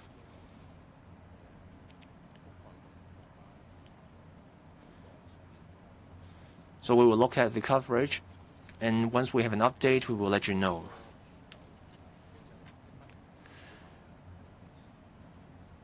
The global economy is fraught with uncertainty, especially given tariffs. So SMEs are struggling.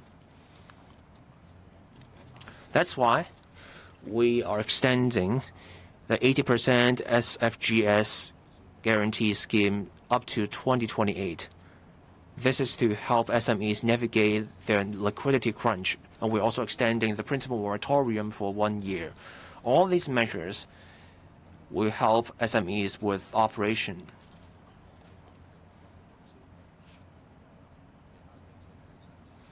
We will also help SMEs tap into other markets.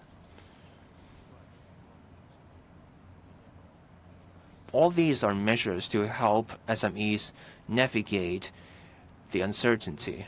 Mr. Christopher Hui, I will start with a question on the new CIES and gold trading. Now, as you have heard, we are adjusting the limit for the new CIES. Non-residential properties can now have $15 million counted towards the scheme. We want to give people greater flexibility so that the participants, meaning the people in the scheme, will be able to allocate their assets with greater flexibility. Now I turn to gold trading.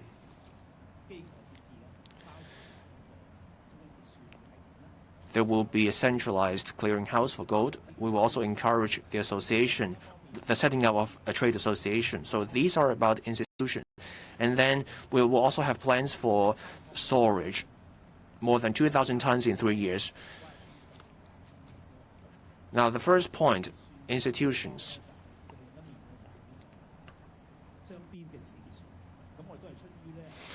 So there's clearing going on in different places. Once we have a clearinghouse, we can lower the operating costs. When you enter into a deal with a counterparty, you are skeptical, you have to check. Once you have a settlement system, you can trade with greater peace of mind. We have heard industry feedback at our working group. Based on such feedback, we have decided to come up with such a system. Next question. The journalist in gray. Morning Post regarding on renminbi. Can you confirm the government intention or consideration to pay in renminbi bond interest or government expenditure like civil servant study expenses and exchanges in China and goods sourced from China? Does the government have other areas to consider to settle in renminbi? And how much expenditure did the Hong Kong government pay to entities in China in the past 2 years? And can you also elaborate on the structure, differentiation from current financing options, target businesses, launch timeline, and anticipated first-year financing volume of the new renminbi business facility? Thank you. Mr. Hui, please. Yeah. As you have read from the policy address, I think one of the measures that we are contemplating is to allow the government to pay some of its expenses in renminbi. The reason that we come up with this measure, I think, is more demand-driven in a sense that many or some of the things that we buy or purchase are actually from the mainland. So it's actually natural and also proper for us to pay in renminbi in that regard. And also, in terms of the payment of renminbi by the governments, it's not something novel. Like, for example, right now, we do pay is our renminbi for the holders of our renminbi bonds. At the same time, as you said, for some of the expenses that the government incurs in the mainland, we already pay in renminbi. So I would see this not as a drastically different step, but rather as a natural extension as a result of the growing importance of renminbi regionally and globally. Maybe we take one more question in English before we go back to Chinese. Any more English question? Yes, please. The one on the first row.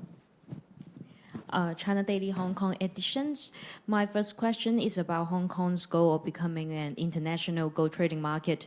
Asia already has a few established gold trading markets such as Shanghai, Singapore, and Dubai.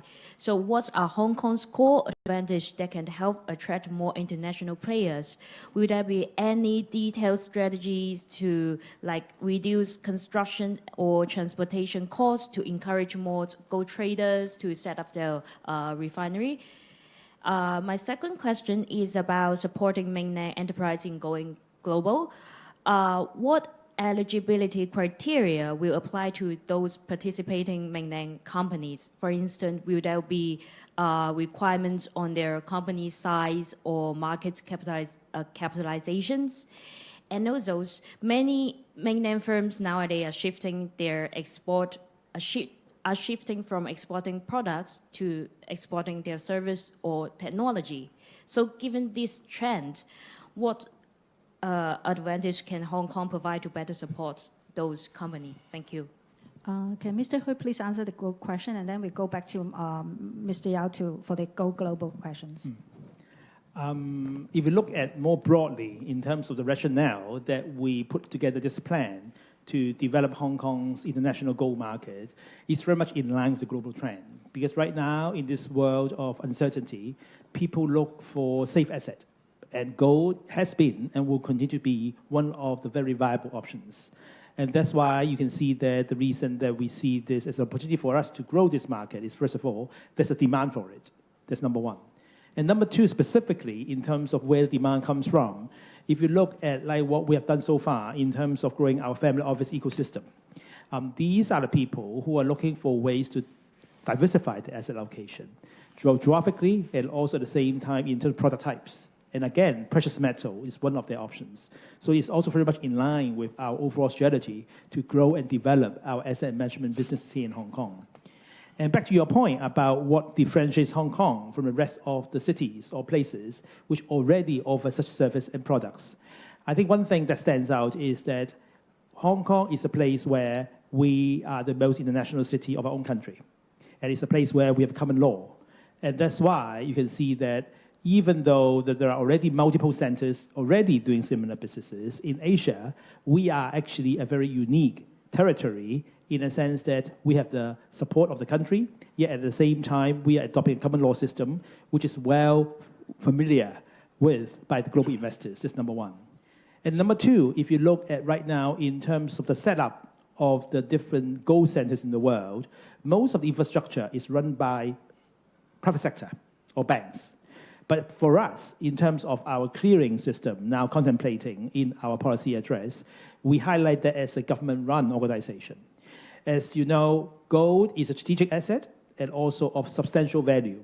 And people do attach premium to the fact that it is arranged and also it is a market run and also managed with the government having a very significant role. And that's why with a system and a clearing arrangement arranged at the same time supported by the government, that sets us apart from other centers in terms of how their current systems are being managed. And thirdly, I would say, if you look at more broadly the demand for gold in Asia, you can actually see that among many of the high net worth individuals, at the same time investors in this part of the world, there is a clear demand for such products. So all in all, in terms of our advantages under one country, two systems with common law, the fact that it is a government-planned, at the same time government-run system, and also thirdly, there's a demand, especially in Asia. I do see that we have a very unique advantage in terms of growing and developing Hong Kong into the international gold market. And gold refineries. Sorry, Mr. Hui, gold refineries. I think the best incentive for players to come here is not just about how much money we give them, but more importantly, what opportunities we can provide them with market development.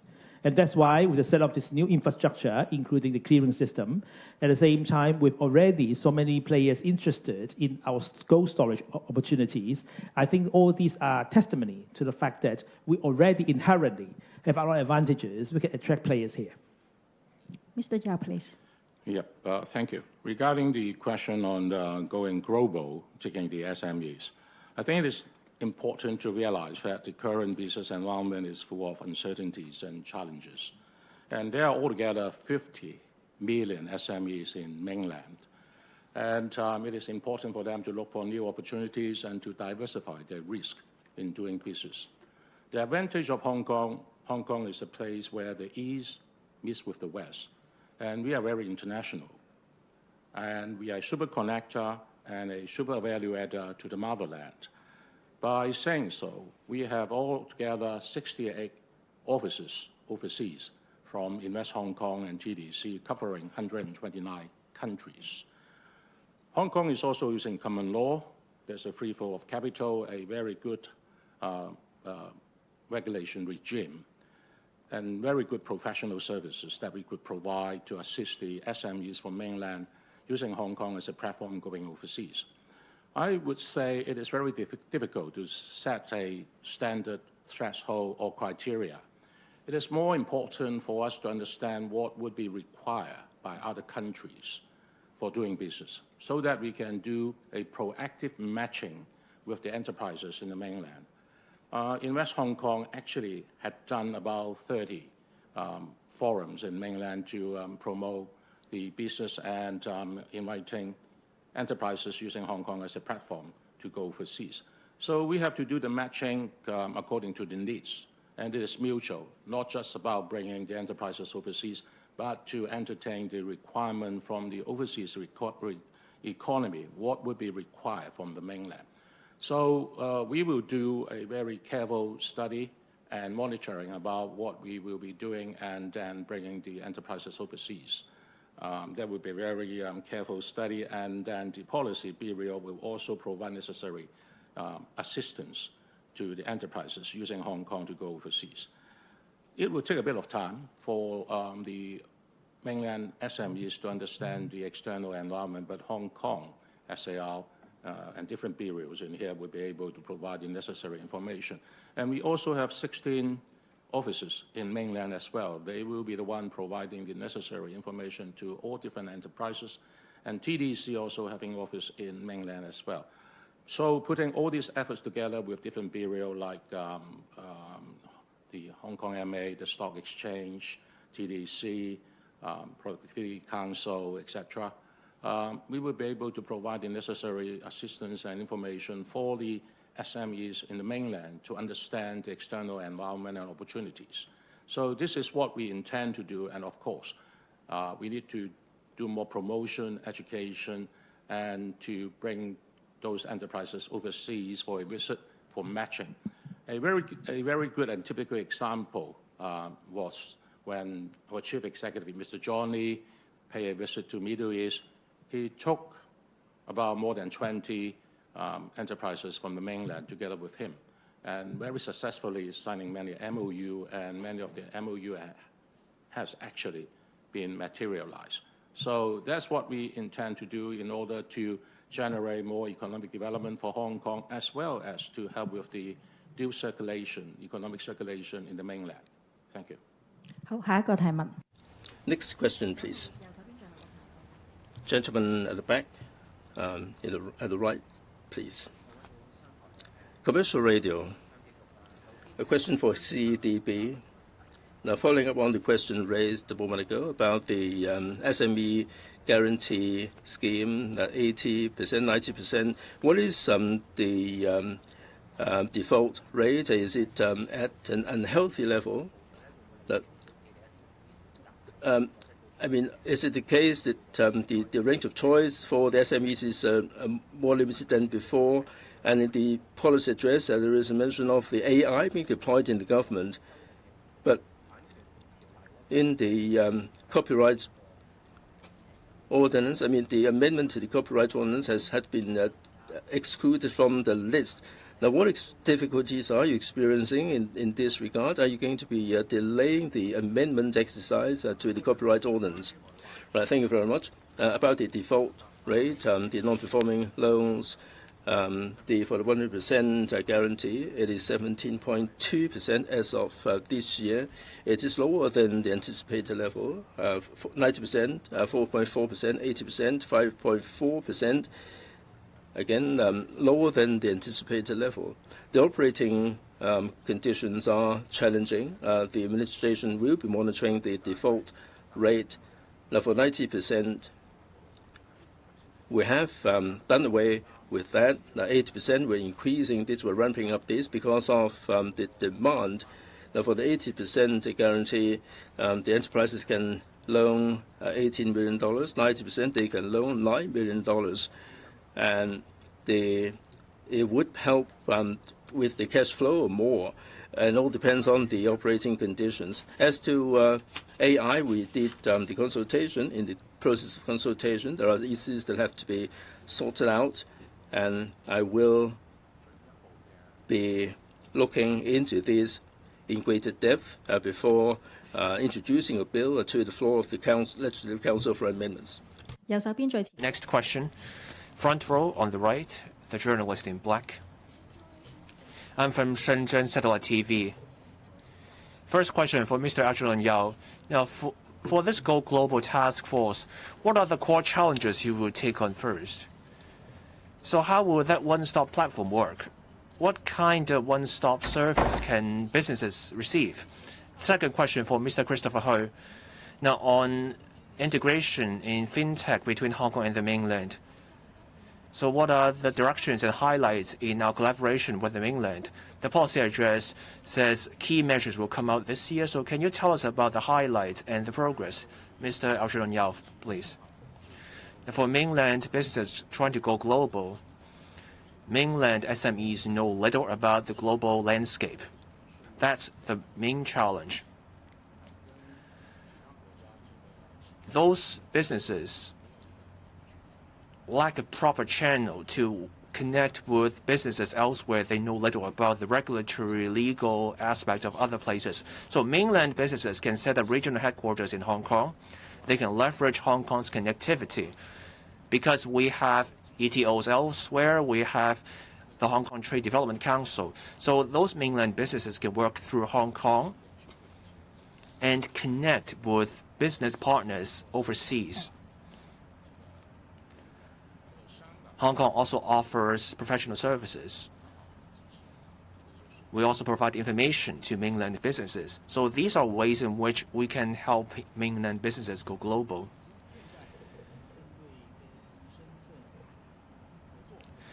On our collaboration with Shenzhen, this is a continuation of what we did in the past. So there are a few things.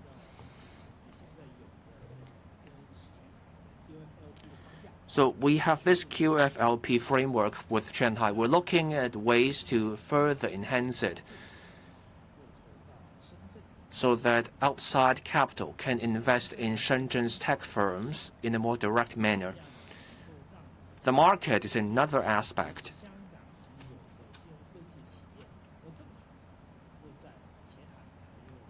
We want to help Hong Kong's fintech firms seek better development in Shanghai and Shenzhen. Now we have more than 1,100 fintech firms. They want mainland customers. They want those customers to use their innovative solutions. So here, the government can foster the process. So I talked about capital and the market. Now I want to turn to talent. When we work with the mainland, we want to nurture talent so that we have a more vibrant fintech ecosystem. We're still working on the details. Every year, we have this collaboration panel with Shenzhen.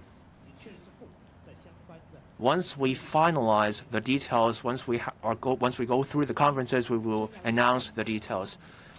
On the far side, the journalist in blue. Good afternoon. I'm from the Hong Kong Economic Journal. A question for Mr. Christopher Ho. The goal about our gold warehousing target, we want to go above 2,000 tons over 3 years. So what are some sites we're looking at, and what are some interested parties? The PA also mentions mutual market access with the mainland. We will be working with the Shanghai Gold Exchange. So can you tell us about the directions? What will these initiatives be like? Another question has to do with payment in RMB. So what's the percentage of our payments from the government already done in RMB, and how much are we already paying in RMB? And where do we want to be in terms of paying in RMB? Now, the question about gold warehousing. The airport authority said that they would increase their storage capacity from 150 tons to way above that. So the goal we set for ourselves covers the capacity from government departments and private corporations as well.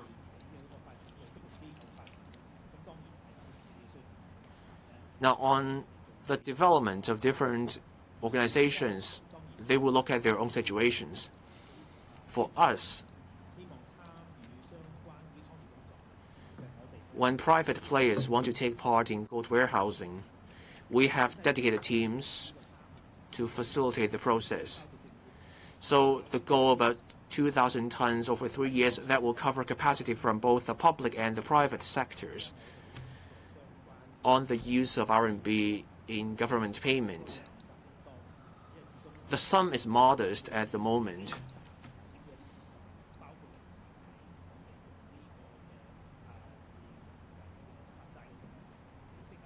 We pay bond interests in RMB. When we procure services in the mainland, we pay in RMB as well. The use of RMB hinges on the transactions involved. The reason is that using RMB represents continuity from past practice. As the role of RMB grows and our ties with the mainland deepen, there are now more opportunities for us to use RMB in payment. That's why we included this in the policy address.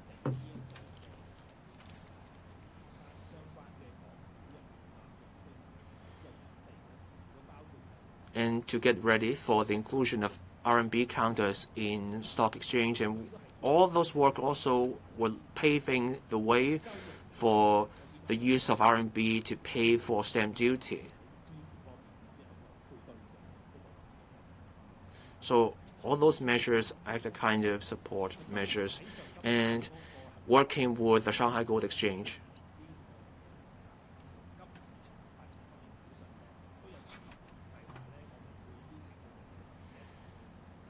we will invite the Shanghai Gold Exchange to set up our gold clearinghouse, and that's to prepare for future mutual market access. First, we have to get our own system up and running. Without our own system, we cannot have mutual market access. Shanghai is also a well-developed gold trading market. We can still complement the Shanghai market because we have a common law system in Hong Kong. And there's keen demand for gold in Hong Kong. There are huge shifts going on in the world. People want to keep their assets close. In the past, people put their assets elsewhere. Now they want their assets close by. Asia is where much wealth has been built up. To keep your assets close by, gold is a good option. That's why we are promoting work on this front. Next question. Second last row, the one in black. I'm from Singtao Daily. A question for Mr. Christopher Ho. First, now we are allowing people to benefit from the child allowance for 2 years instead of 1. Why 2 years? Some people said 2 years aren't good enough. So will we allow people to enjoy the child allowance for even longer? Now, my next question has to do with raising the cap on the value of non-residential properties under the new CIES. So how much of a boost do you expect to the property market from that measure?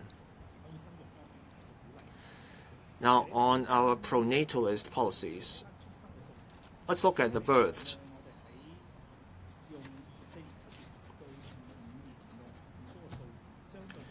Now, from July 2024 to June 2025, and when you compare that with a figure from July 2023 to June 2024, there was an increase in the number of births. Once we increased the child allowance, there was an increase in the fertility rate. We know people take into a range of factors before making up their mind to have a child. No single policy can change this decision. That's why the chief executive made it clear. Encouraging childbirth requires a package of measures. We need an environment conducive to childbirth, so there is cash incentive, and then there's also a scheme to give people priority in choosing their flats and also more child care support. You asked why just 2 years, why not longer for the child allowance? We can see from the past that there was a 3% increase in the birth rate from our previous measures. But we also have to consider our own means and our financial position. So it's hard to generalize. We strike a balance before we reach our decision. And about the new CIES, the change this time comes in 2 ways. First, for non-residential properties, the value that can count towards the scheme goes up from $10 to $15 million. And then for residential properties, the threshold will go down from $50 to $30 million. This is about letting the market do its thing. It's all demand-driven.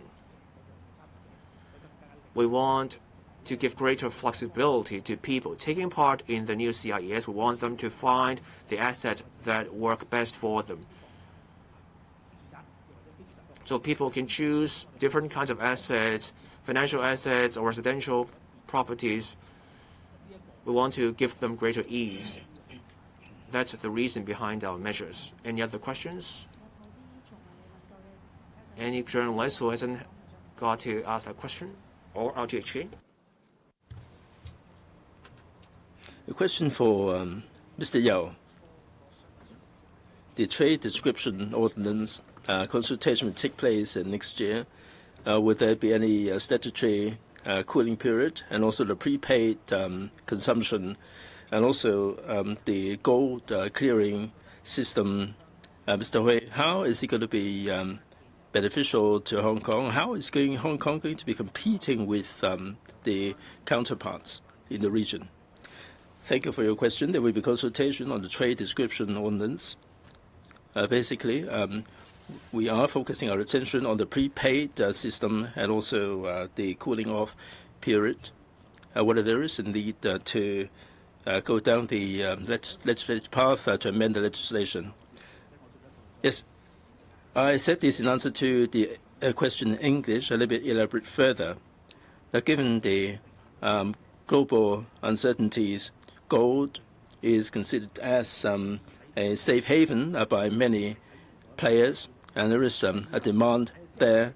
Second, with the gold purchased, where are you going to store it? Given the uncertainties, people are concerned about storing the gold holdings in faraway places, so people would like to keep the gold close to where they are. Hong Kong is a place where we have a lot of family offices, a lot of high net worth individuals, and they really do need to keep the assets close to where they are. Hong Kong is the place where the wealth is generated, and it is only fitting that people would like to allocate their assets here. Second, about the operating situation, why are we confident that we are doing the right thing? Now, in Shanghai, they have the Shanghai Gold Exchange, and the Shanghai Gold Exchange appointed a BOC warehouse as the designated warehouse. Hong Kong practices the common law. Hong Kong is an international city. We do have a lot of appeal to other players. So we'd like to involve the Shanghai Gold Exchange in the clearing system for mutual access. We don't have any competition there. If we can cooperate and collaborate together, we will be able to broaden the weighting in the entire gold market in the region and also in the world. So there is ample room for cooperation with the Shanghai Gold Exchange. And other than our own unique advantages, this clearing system is going to be planned, executed, and run by the government. Other than Shanghai, in the UK, in the US, they have the system operated by the private sector. the gold is not only an asset, it is also a strategic kind of asset. If the government is having the skin in the game, then I'm sure that they would give confidence to the market. This is precisely where the advantages lie, and this is a part of our DNA to serve other parts of the world. Unless you have any other questions, thank you very much for being with us. Thank you.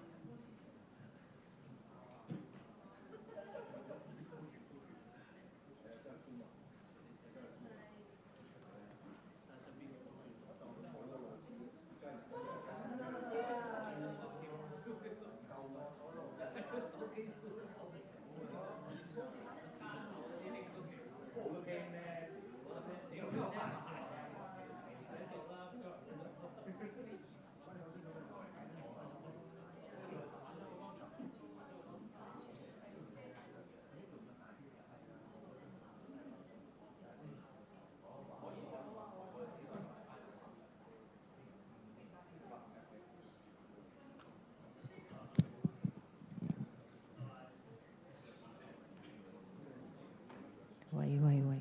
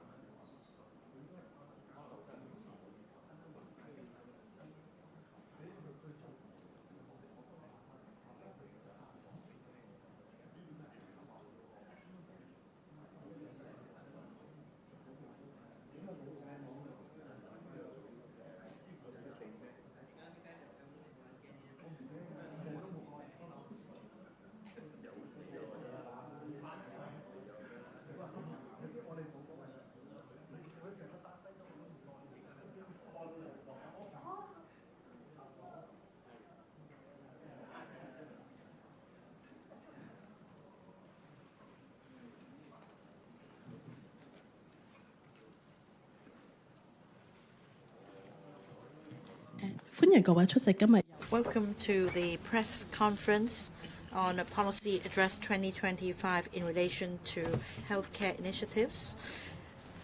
We're joined by Secretary for Health, Professor Lo Chung Mao, Permanent Secretary for Health, Mr. Thomas Chan, Under Secretary for Health, Dr. Cecilia Fan, Director of Health, Dr. Ronald Lam, and Chief Executive of the Hospital Authority, Dr. Libby Lee.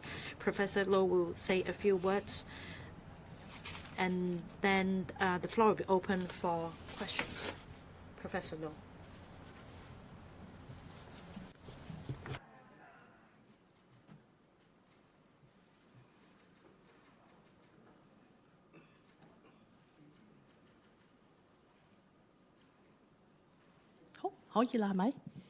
Already? Secretary will take the floor.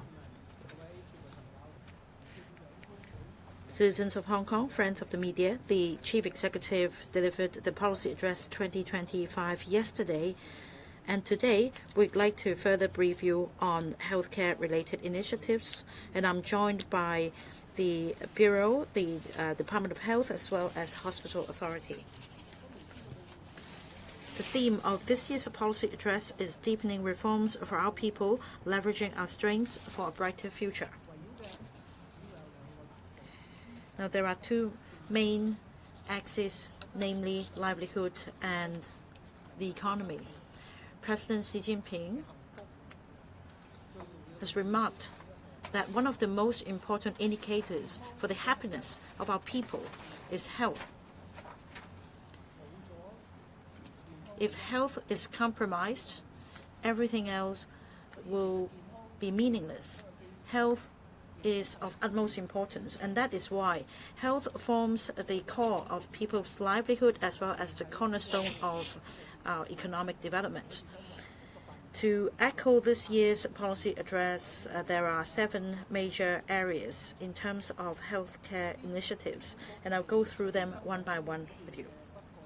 First, the hospital authority forms the core of Hong Kong's public healthcare system. It is also the safety net. The government will continue to enhance public healthcare services. The hospital authority will enhance safety, quality, and efficiency of public healthcare services. A committee has been set up to advance the reform of governance and accountability.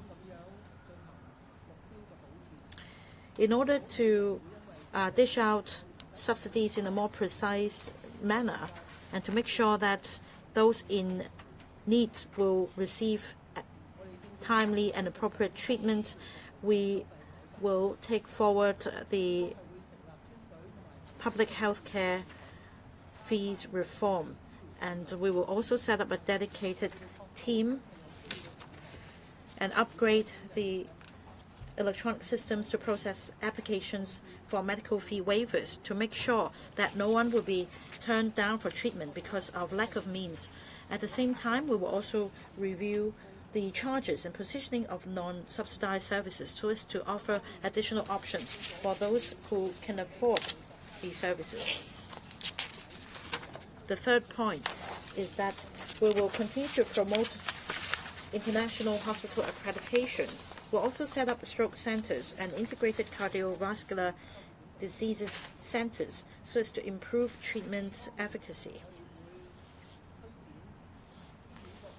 Fourthly, we'll also advance the international hospital accreditation program so that at least one hospital of these 7 hospital clusters, respectively, will be covered by the program. In the past 2 years, we have successfully improved the waiting time for the specialties of medicine and orthopedics as well as ENT. In the coming year, we will continue to make improvement on the waiting time for the specialty of surgery, and that it will be shortened by 10%. That is about 10 weeks. We understand that there is a huge demand for ophthalmological services. We will continue to enhance our services, including a training program for nurse-delivered intravitreal injection. We will also provide or establish a high-capacity ambulatory cataract surgery center.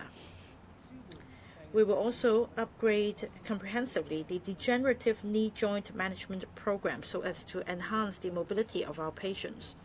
We'll also introduce digital pathology technology as well as the application of AI in the clinical process so as to enhance our service efficiency and clinical accuracy. We will also apply AI in other clinical processes such as the write-up of reports so as to enhance efficiency. We also want to enhance patient experience. We want to make sure that the patient's needs are met. This under the principle of patient-oriented services. We'll optimize service workflows by establishing dedicated care counters so as to provide better experience for the elderly, people with disabilities, as well as pregnant women. Under the optimized service workflows, they will be given priority throughout the whole process, including follow-up appointments, registration, and payment, etc. We will also make use of AI-powered interpretation tools so as to improve communication with patients of ethnic minority groups. Next, let me turn to healthcare manpower development. In last year's policy address, it was announced that the government would support the establishment of the third medical school, and that in Ngau Tau Mei Yuen Long of Northern Metropolis a site has been set aside for the establishment of this new medical school, as well as the new teaching hospital. The task group on new medical school completed an overall assessment on the proposal in the past year, in particular in relation to the positioning of this new school, the enrollment process and manpower, etc. The task group is now proceeding with an in-depth study at the next phase, including funding arrangements and financial viability. This task force will continue to maintain impartiality and professionalism in taking forward the assessment process, and that final recommendations will be made to the Chief Executive within this year. We also support the hosting of national or international medical and healthcare conferences in Hong Kong, leveraging on our world-class professional standards and extensive experience in international collaboration. We can facilitate further exchanges with mainland and overseas counterparts. And this includes the World Cancer Progress as well as the National Chest Pain Center Congress. In order to further promote exchanges with healthcare professionals around the world, the Hospital Authority will launch a talent chain project. This will provide a platform for personnel in our public healthcare system to get their hands on the frontier technologies. It will also promote collaboration and innovative applications, as well as commercialization of the research outcomes. In terms of the strengthening the primary health care, we are strengthening the primary health care system. In 2026, a bill will be introduced to the Legislative Council to confer power on the PHCC, the Primary Healthcare Commission, and to set up a network and regulate the use of resources and the provision of services. We will be enhancing the family medicine outpatient clinic service, and in this policy address it has been announced that the FMOP outpatient clinic services will be extended to provide screening and care services for the members of the public, and the volume of service will be increased, and the service hours, extended service hours, will be regularized to address the demand for primary health care service on the part of the grassroots people. Also, in order to enhance the effectiveness of the chronic diseases control, we will extend the CDCC platform, and we will turn this into a CDCC platform so that we can incorporate more control functions into the system. And hepatitis B screening will become the pilot scheme.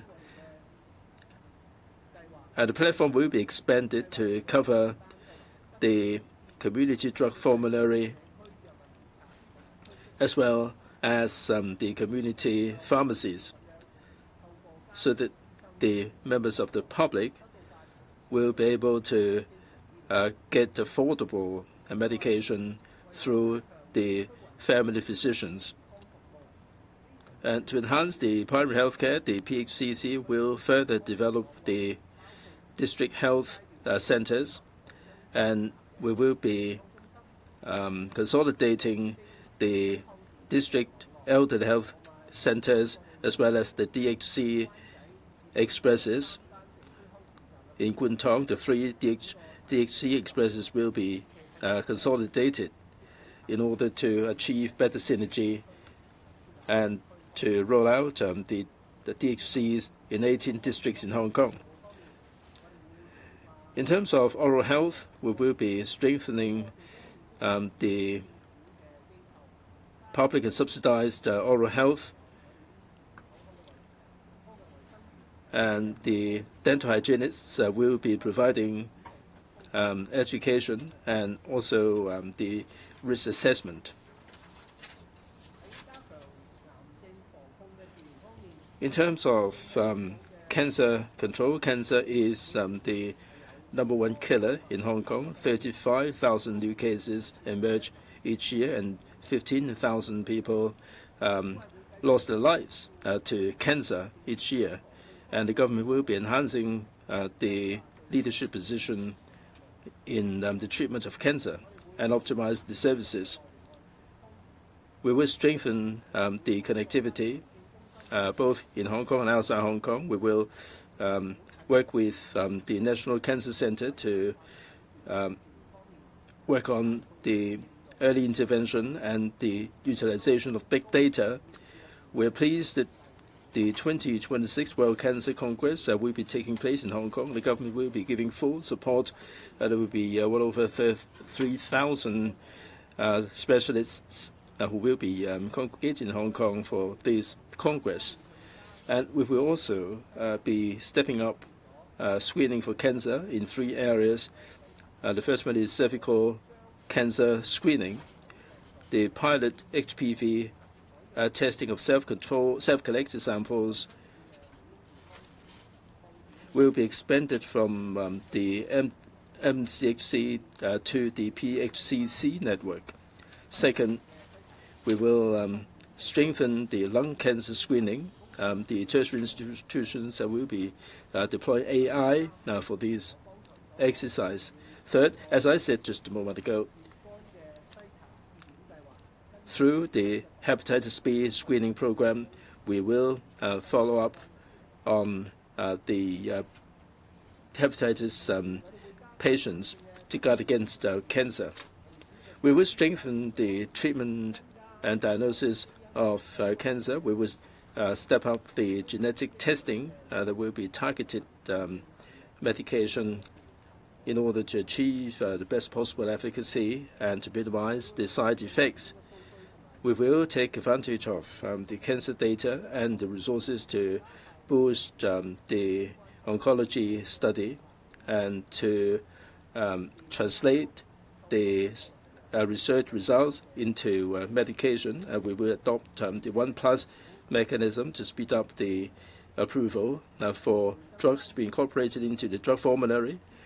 The service fund will be increased and equipment will be procured to meet the demand arising from cancer cases.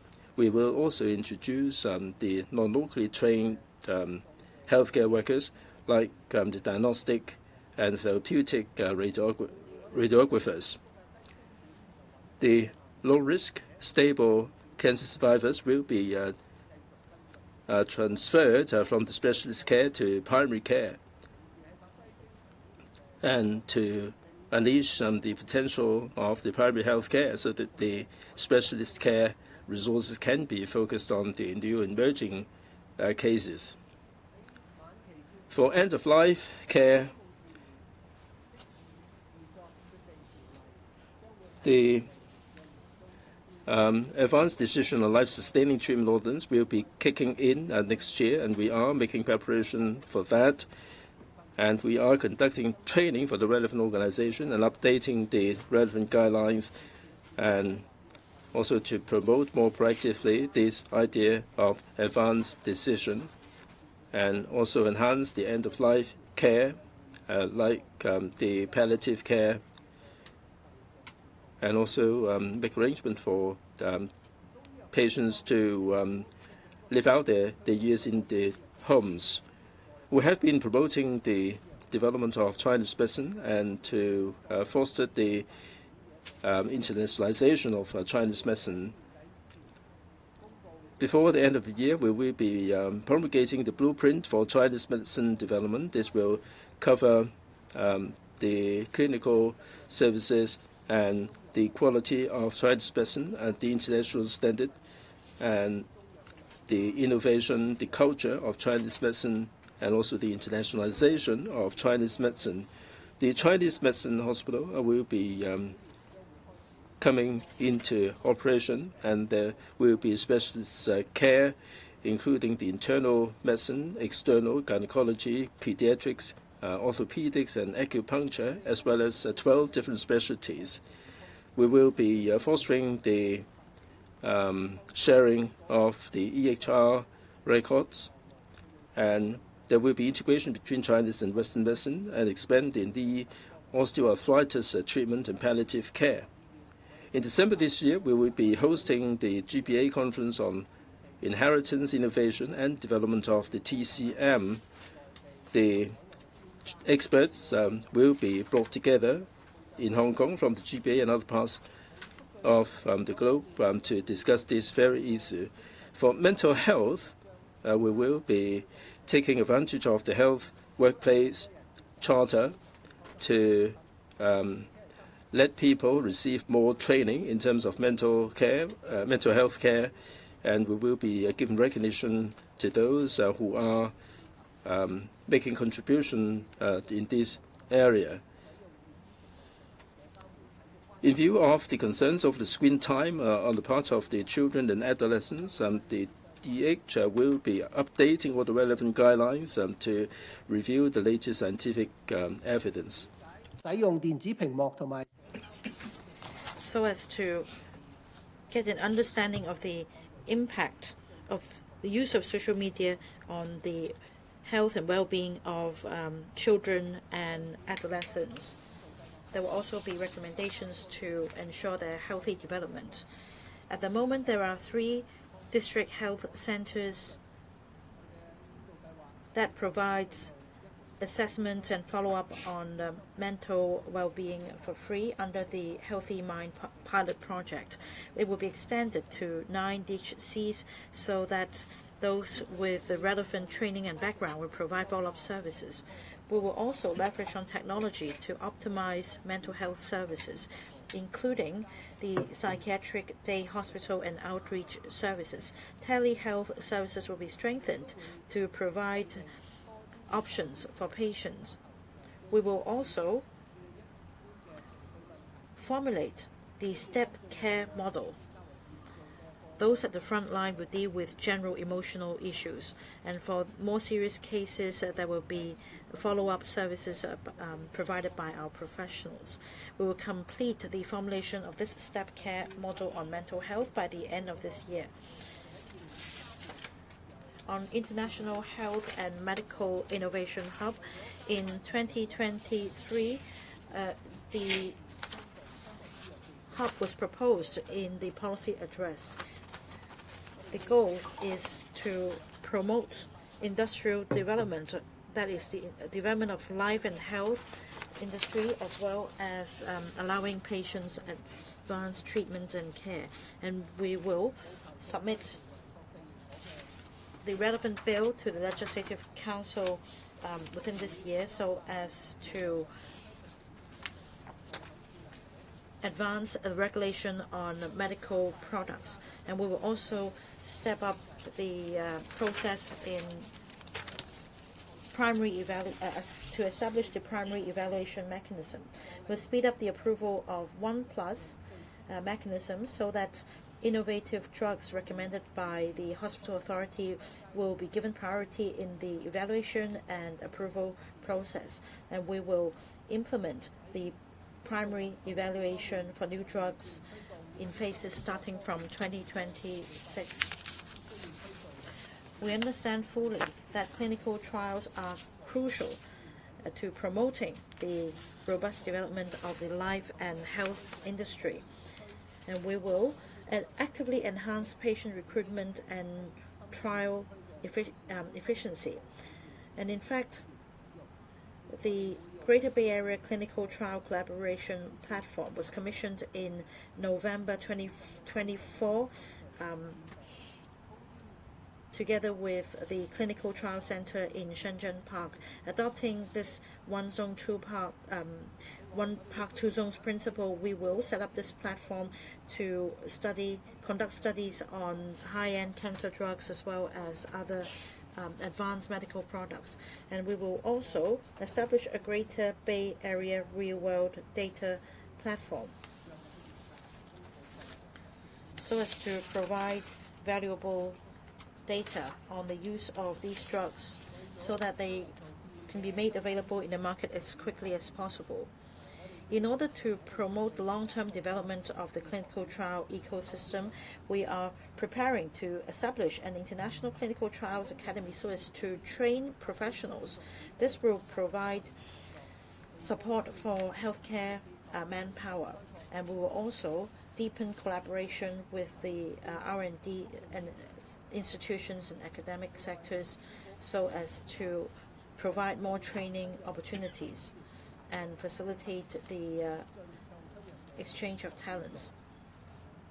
The hospital authority will also set up an office for introducing innovative drugs and medical devices so as to promote the application of innovative drugs and medical technologies in Hong Kong.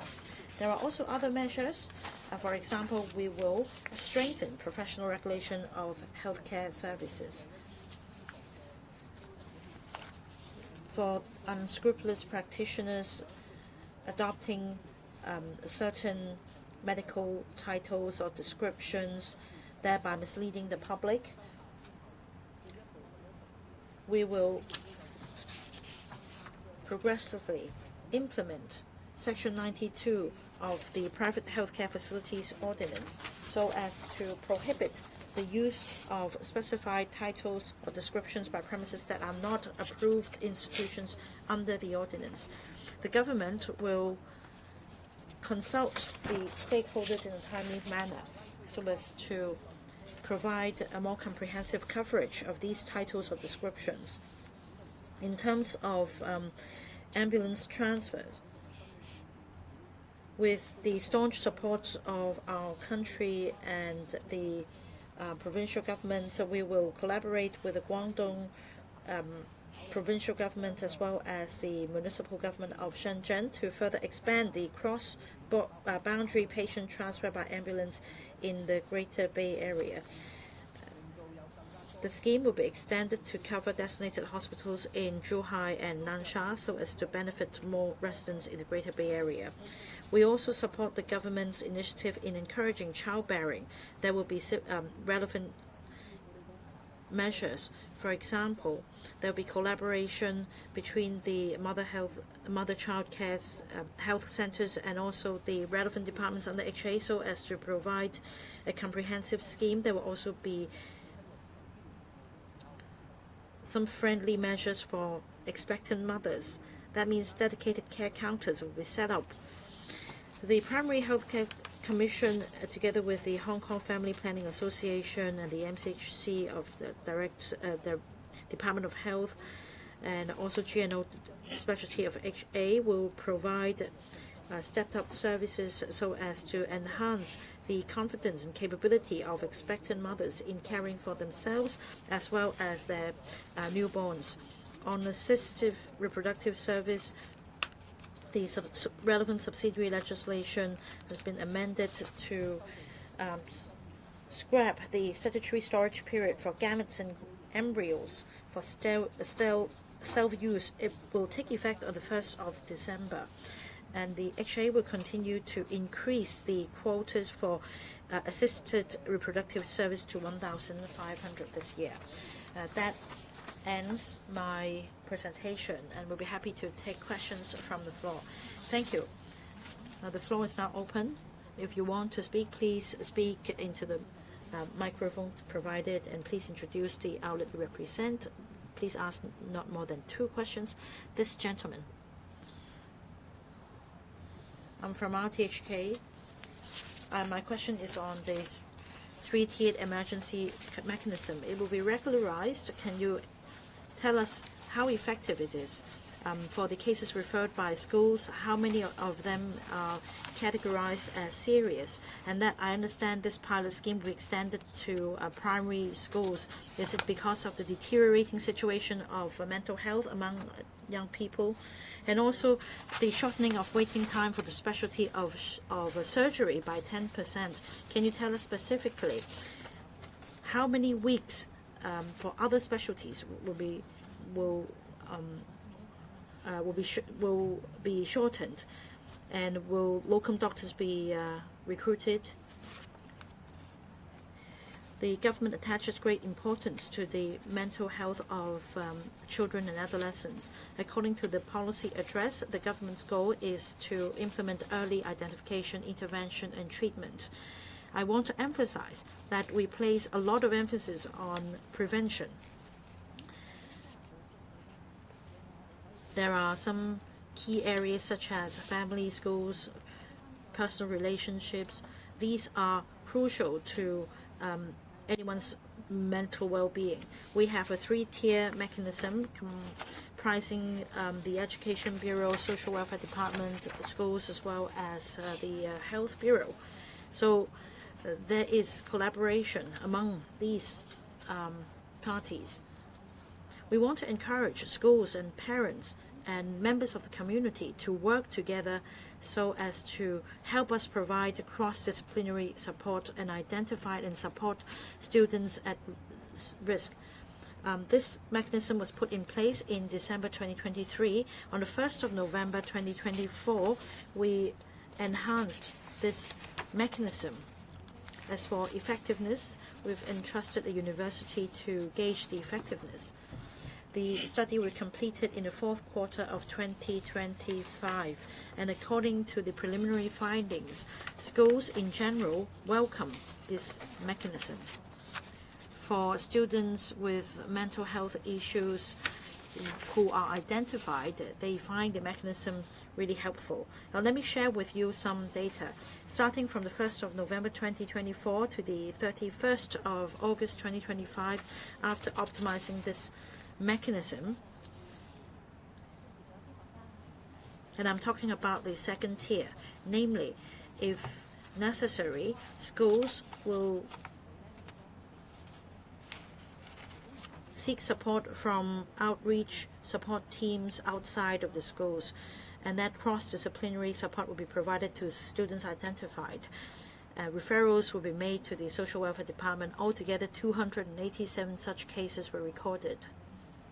And that means the cross-disciplinary support teams followed up on these cases. As for the 3rd tier, that is the referral from a school principal to the HA's psychiatric department, 114 cases were recorded. 7% of these cases were urgent cases, 57% were semi-urgent cases. The rest were stable cases.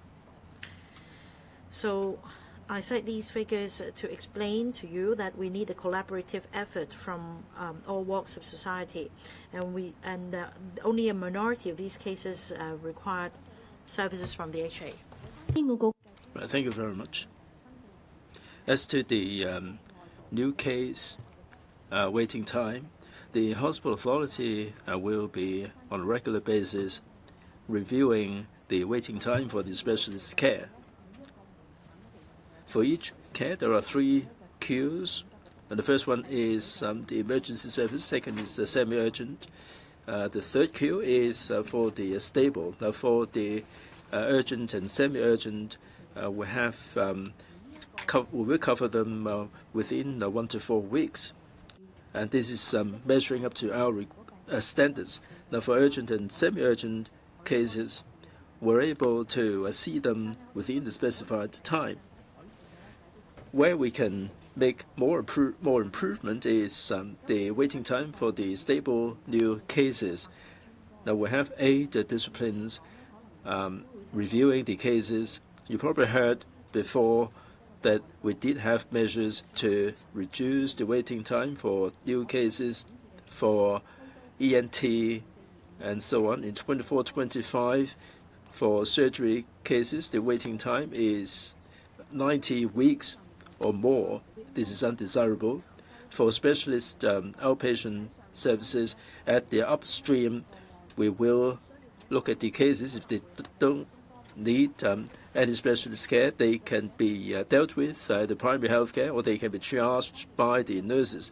At the downstream, for all cases that are stable, they don't really need to be seen at the specialist outpatient. The cases can be closed and referred to the private healthcare, or they can be referred to the nurses for follow-up, and that would free up more time for the new cases.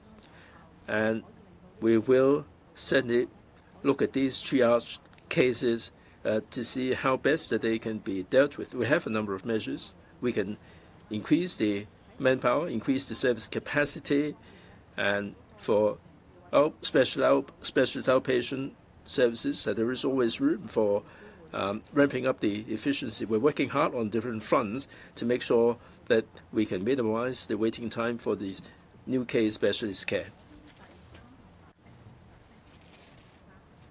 Gentleman in white over there, please. Ming Pao Daily. Let's put a question about the 1+ mechanism for new drugs. This express channel will be faster than 150 days. Now, in fact, how much faster can this be? Will you have the resources available to tie in with this? Will this fast-track mechanism be extended to the first tier system in 2026? Also, about the fast-track progress when the patients in critical conditions need medication, how are you going to be activating the fast-track? And the pharmaceutical companies, if they do not make the application, will you be able to get the innovative drugs? In other parts of the world, they would accept a certain medication that doesn't even have the clinical data. Are you going to be following this practice? And also a drug safety net? And you'd like to incorporate more new drugs, but I don't think we have seen any specific target as to how many new drugs that you will be incorporating in the budget previously. There would be hundreds of millions of dollars that would be devoted to this. In terms of safety net, can you be would you be elaborating more on this, please? Secretary, please. Let me deal with this conceptually first, and Dr. Lam from the DH will flesh out the details. Now, for the 1+ mechanism, we aim to have a decision taken within 150 days. We would like to ramp up the speed as much as possible. We also like to create a fast-track approval mechanism. This is the medication that would be urgently needed clinically. It may be in absence of any alternatives, and there is also a time-critical kind of illness. It would measure up to these requirements. They would have considerations like this in other parts of the world as well, and we would have a fast-track approval, and priority will be accorded to these cases, and they will be different from other kinds of approval. But we have to emphasize that this will not impinge on the quality.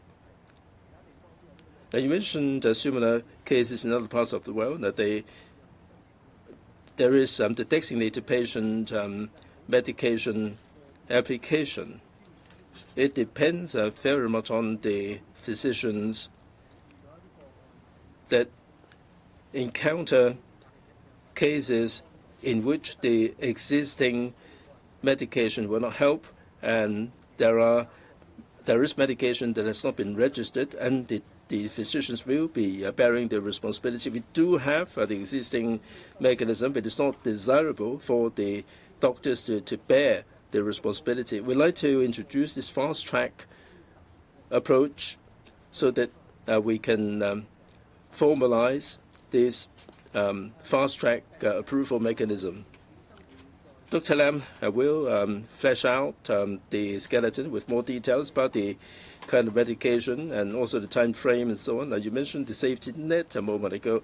That since the 1+ mechanism was introduced on December 1st, 2023, 14 innovative drugs have cleared the 1+ mechanism. This has been much faster than before.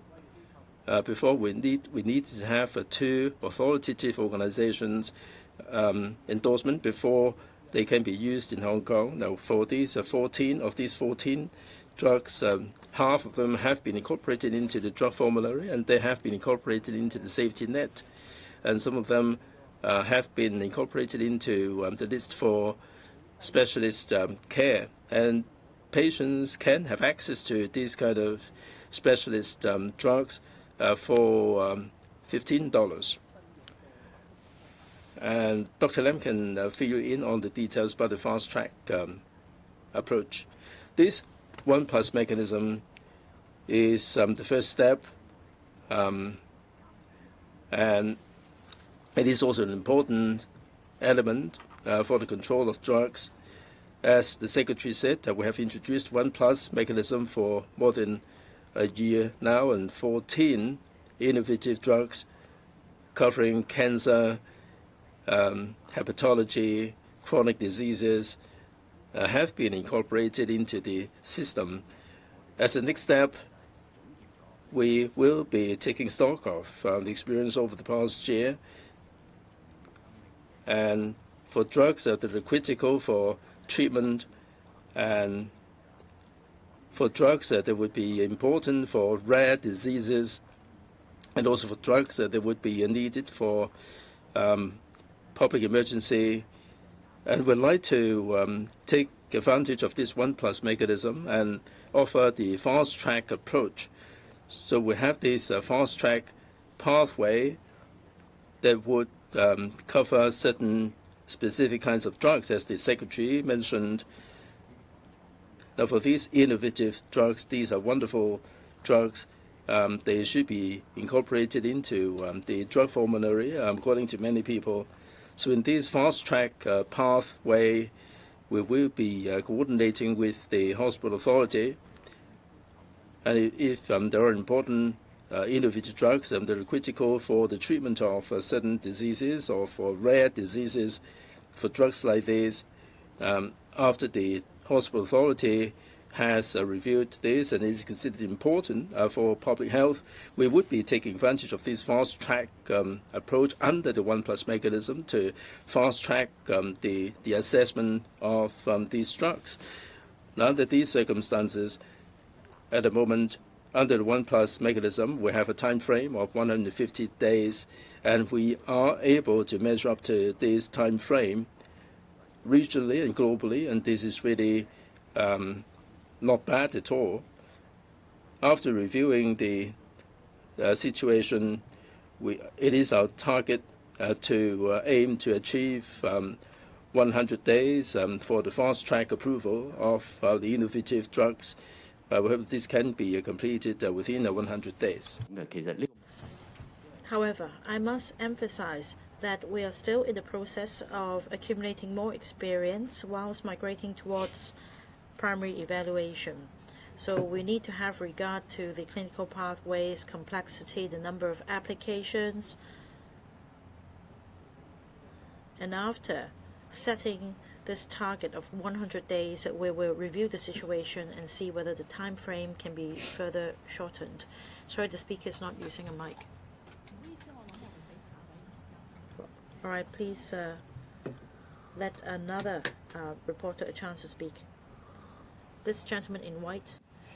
I'm from AM 730. I'd like to ask about cross-boundary ambulance transfer. It will be rolled out in a progressive manner. And what about a two-way transfer? When will it be introduced? Does it mean that the Fire Services Department or the Hospital Authority will first dispatch ambulances to the mainland? Is it necessary to get a license from, in the mainland? About cancer prevention, screening services, you talked about enhancing service capacity. Can you tell us by how much? And in terms of waiting time, how will it be shortened? Will there be any priority to certain types of cancer in allocating resources? Is HA capable of meeting the enhancement in service capacity with the resources available? Well, about the cross-boundary ambulance transfer, last year we introduced a pilot, and that is from this hospital in Macau and the Hong Kong U Shenzhen Hospital in Shenzhen, ambulances were dispatched for transfer of patients across the boundary. Last year, we had 16 cases. 11 patients were transferred from Shenzhen to Hong Kong and 5 from Macau to Hong Kong. Now, we believe time is ripe to consider expansion of this scheme by introducing more service points, and we are now considering Zhuhai as well as Nansha in the Greater Bay Area. These are two places close to the West Coast with higher demand. About two-way ambulance transfers, we don't see great demand, but still we see the need of two-way transfers. Some patients may need to be sent from Hong Kong back to Macau or to the mainland.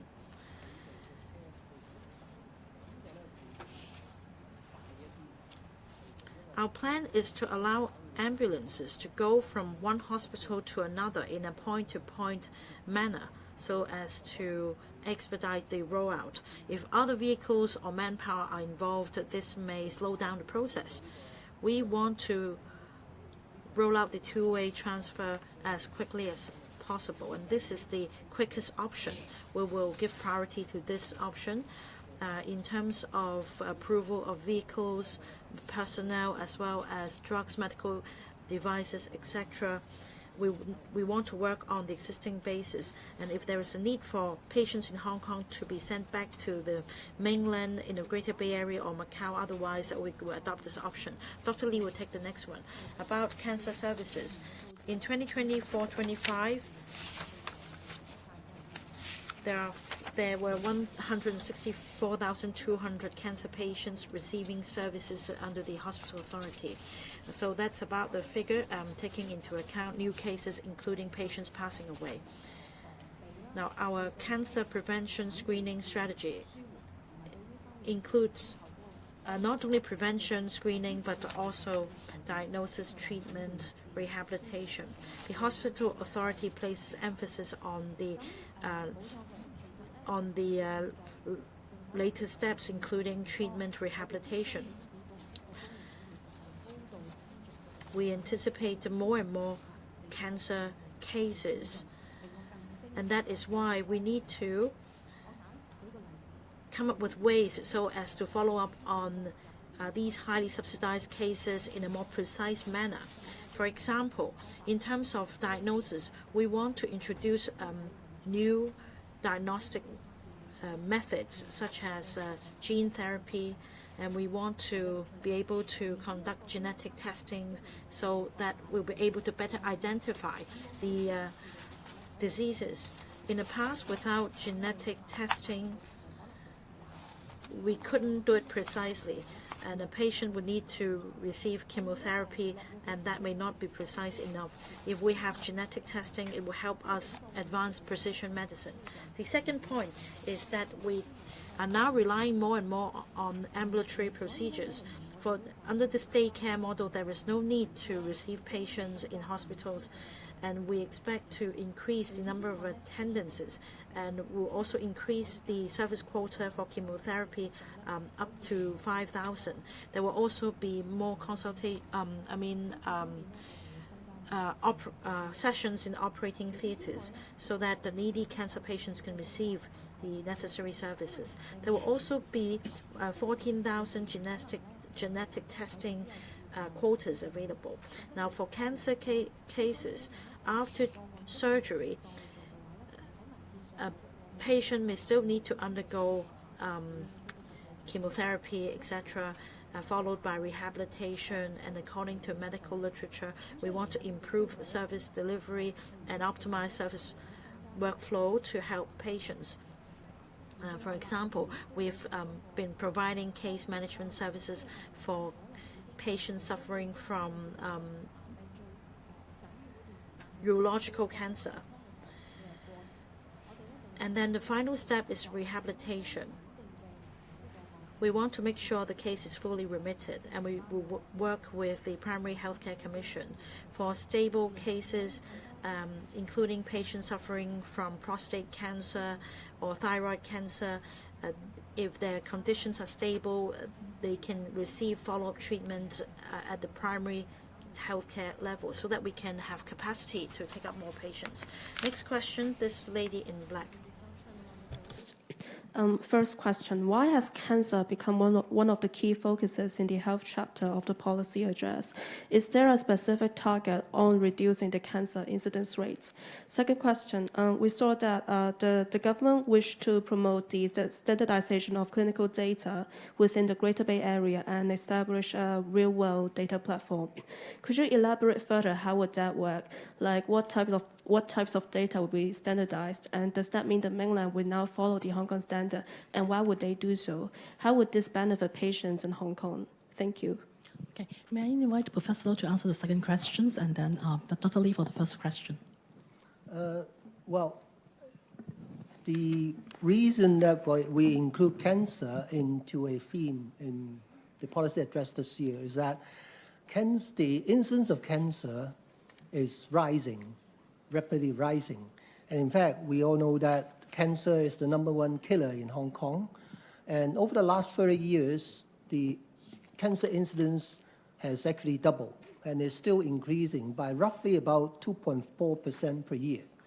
We have over 35,000 cases a year in the year 2022, and with close to 15,000 deaths from cancer.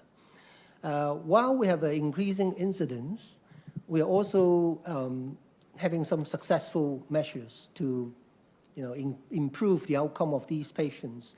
The 5-year survival rate has actually increased over the last 20 years from 42% to 55%. This is an indication that we are successful in treating cancer. But it has now become a more chronic disease problem. Remember, in the past, cancer is usually regarded as an incurable disease. And most patients will not have much effective treatment. But now we have more effective treatment, and many patients are actually surviving with cancer. And cancer has become almost like a chronic disease for us to handle. And it's a huge burden for the patient, for the family, and for the whole healthcare system in Hong Kong, and for the whole society. The number of cancer survivors, these are patients who have cancer over the last 20 years, and they are still surviving in our community, amounts to close to 250,000. That's not a small number, especially for those who are over the age of 75. 1 out of 4 would have a history of cancer. So that's why it's very important for us to deal with this important health issue, from prevention to early detection, to treatment, to rehabilitation, and also for the end-of-life care for these patients. That, as for the target that you mentioned, in fact, we have many parameters in terms of the every measure in the policy address. We will be, for example, we'll be going into the screening for hepatitis B patients. We will get high-risk population for screening for hepatitis B because this is the #1 cause for liver cancer. And with the pickup of these asymptomatic hepatitis B carrier, we will start a screening program to treat their hepatitis B so as to prevent cancer, and at the same time institute a screening program for the early detection of liver cancer.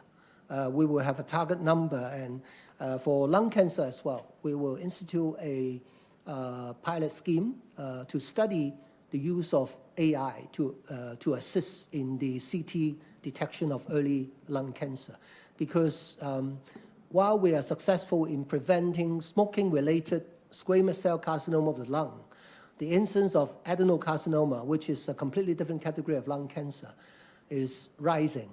And there is a need to have measures to detect this disease early, because we all know that early detection means a lot in the outcome of these patients. Okay. Okay, so you must have heard about data is the next oil. So in the future development of innovations, including clinical trials or using the big data to inform, policies or to do modeling, basically the key point is to have a very standardized data. The data must be cleansed, must be informative, they should be correct, and they are retrievable, consistent, and the way that we capture it and the way that we enter the data must be standardized in order to make the data meaningful. So that's why the reason why we have to standardize the data. And how we actually benefit the patient in two ways. With the data is how we actually use the data. I would say if you do big data analysis, we can do analysis and predictive modeling. For analysis, you draw all the data together. Given that data are informative, cleansed, and accurate, we can do accurate analysis. Just like what Professor Low just mentioned about when we use the low CT dose lung, basically we're collecting all this informative data and doing the analysis. But one more step, we want to do the predictive modeling. For example, if we know all the disease condition of patient, basically we can predict the survival rate. We can predict what other complications will happen in certain kind of years. So all of this, that technology can reduce the mortality and morbidity of the patients, can do more preventive measures. It will all depends on the accuracy of this data. And the second part is facilitate a clinical trial. If the data is not correct, basically all the clinical trial will not be beneficial, and even for the innovation of new drugs will not be informative. And so in order for Hong Kong biotechnology to develop, data will be the first step. I want to supplement a little bit about the real-world data, real-world study. Real-world data is very important for not just for our understanding of the effect, efficacy, and the long-term effect of many new medications which has been marketed. So post-marketing data is really important. It's also important for pharmaceutical companies in the future development as well. So in that sense, want to highlight that recently a pharmaceutical company, GSK, has signed an agreement with our Greater Bay Area International Clinical Trial Institute to start real-world study. And this is a very important move, signifying that these pharmaceutical industries, they are interested in this real-world data, especially with the very standard and large volume of longitudinal data that we have in our public healthcare system, with the over 11 million patient data in the record. Thank you. 好，下一個問題。Next question, please. Gentleman over there, please.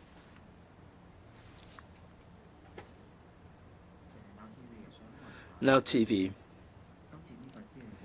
In this policy address, there are many measures mentioned that are ongoing. There doesn't seem to be any attempt to allocate resources. Now, are you concerned that a lot of resources devoted to North Metropolis at the expense of the medical health care? Now, the fees and charges will go up next year. Are you concerned about this? Secretary, thank you for your question. In terms of healthcare policy, I don't think things can be completed within a year. Like an international innovative medical hub, it was announced in 2023 that would involve a long-term reform, the medical products review that we've set to the CMPR, and we need to have the clinical trial. In many parts of the world, it would take anything up to 10 years for things to be done. So we will be progressively rolling out these measures. That to take the 1+ mechanism, for example, we are taking one step at a time in reforming the evaluation of medication. In this year's policy address, we are continuously taking forward the existing measures like the healthcare reform the International Medical Innovative Hub. We are taking a step at a time. You mentioned the healthcare resources. Resources are finite, always finite. They're never sufficient. But as we said, we have to optimize the resources in a way that we can have targeted approach. I must emphasize that in the revision of fees and charges, we're not merely putting up the charges. There are things that will go up. There are things that will go down in prices. We have three specific measures where we would be providing more subsidies, more of a safety net for the needy patients, for the poor, the critical patients, the poor, the acute, the serious, and the critical patients. So we should not really blindly seek resources. If you do not optimize the existing resources, if you throw more resources at the issue, it will be a wasteful use of the resources. We have to use this judiciously. Last two questions. This lady in a black jacket. I'm from Economic Times. I have a question about OnePlus. For the fast-track arrangement, will there be consideration of the country of origin or the type of drugs? Because another reporter asked about the possible fast-track arrangement for OnePlus mechanism as well. So are you going to tell us that it is already fast enough and there is no need to introduce a fast-track arrangement? And can you tell us about the bill to be introduced, empowering the PHC? Can you tell us what indicators we put in place? Will it be about the feedback or waiting time? And after the bill has been passed, how will efficiency be enhanced? Secretary will take the first question about OnePlus, and the Secretary will take the question about primary care. About the drug approval mechanism, be it the primary evaluation or OnePlus evaluation mechanism, a fast-track arrangement will be put in place to cope with some urgent situations. Even for primary evaluation, there is a need to have fast-track arrangements. For example, the emergence of a novel infectious disease such as COVID-19, which sparked a global pandemic, and that vaccines were developed. A fast-track arrangement was put in place for approving the use of such vaccines because this pandemic came as a tsunami for the world. We had to come up with the best way to cope with this clinical emergency. So against this backdrop, a mechanism should be put in place to approve the use of such medicine quickly.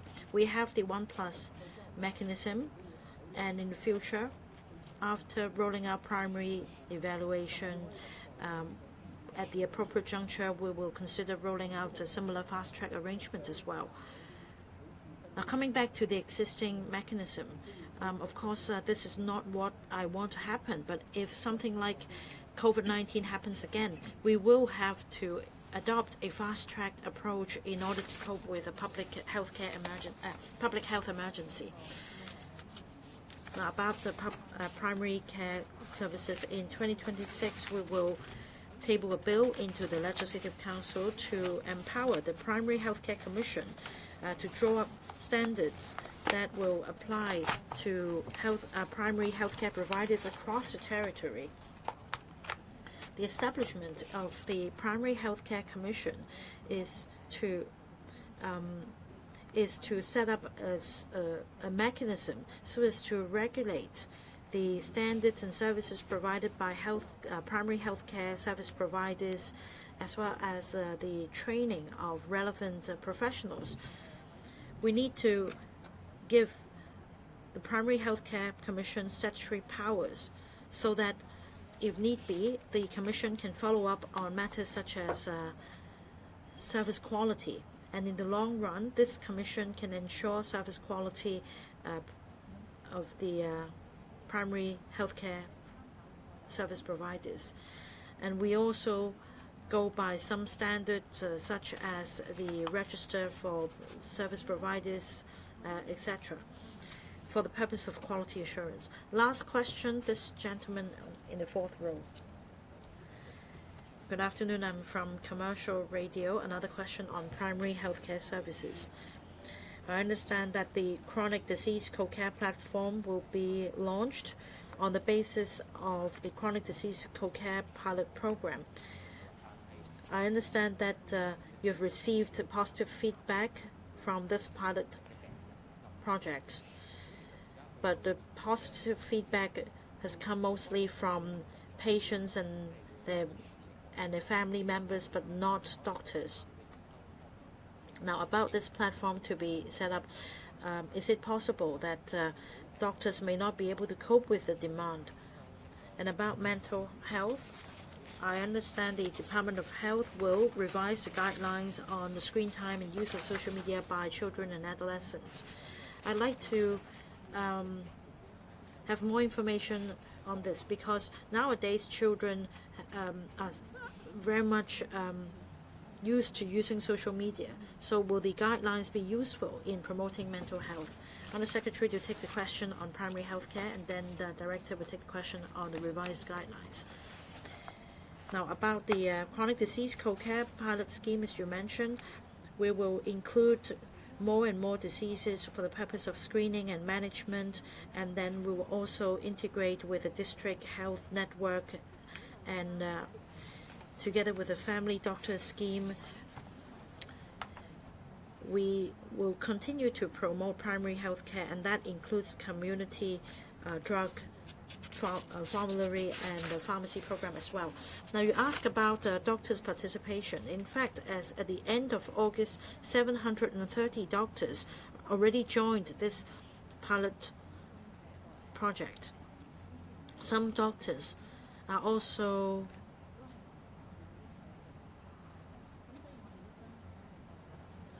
participants of the public-private partnership program, and they will be invited to join this chronic disease co-care pilot scheme as well. I believe that with more doctors joining, there will be a wider participation by the public as well. Director, we understand that children and adolescents' mental well-being is very much affected by screen time as well as the use of social media. And we see some worrying trend from the data collected. First, over 60% of students use electronic screens for more than 2 hours a day, and that's above the WHO guidelines. 10% of students stared at the screens for so long, such that they missed school or they missed other social activities. 3% of students suffered from cyberbullying in the past year. Prolonged use of electronic devices would impact on the physical and mental well-being of our children, such as lack of exercise, leading to overweight and obesity among children. And long screen time would also affect younger children, such as their attention span and emotional control. In 2018, we revised the guidelines. According to this revised guideline, there are recommendations. For example, we don't recommend children below the age of 2 to use any electronic screen devices. But times have changed. People nowadays not only use electronic devices, they also frequently use social media. There are pros and cons on using social media. Social media could help young people build their circle and train their empathy, but at the same time there are problems such as cyberbullying. And we must not ignore these problems.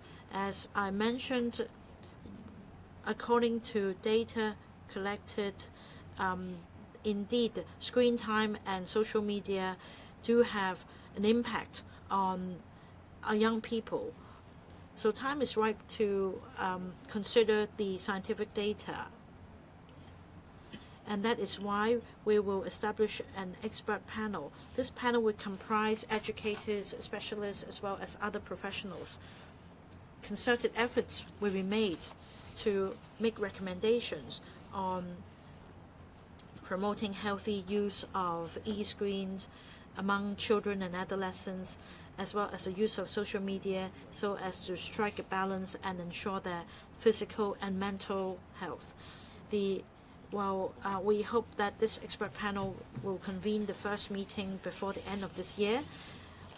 Of course, the purpose is to formulate the guidelines, and that we can take forward the set of guidelines at different levels.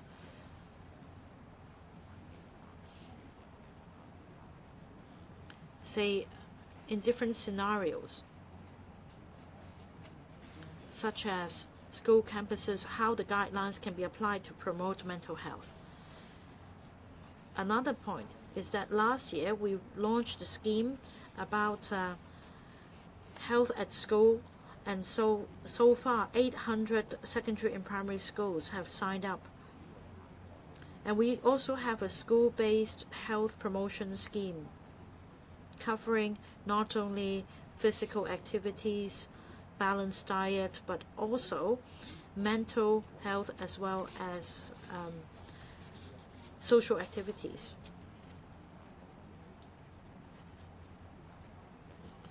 So on this basis, with the revised guidelines, there will be guidance provided on how health should be promoted in schools. In fact, we announced this year that we will launch a scheme called One Health Report per School. That is, we'll review the relevant health data for each school to see, to look for areas of improvement. For example, if students in that school tend to be overweight or obese, and then we'll have to work with the schools to find a way of handling this problem. And based on the guidelines, we can then monitor the data provided by schools on mental health, and that we can further promote mental health in schools for protecting the next generation. That's the end of the press conference. Thank you.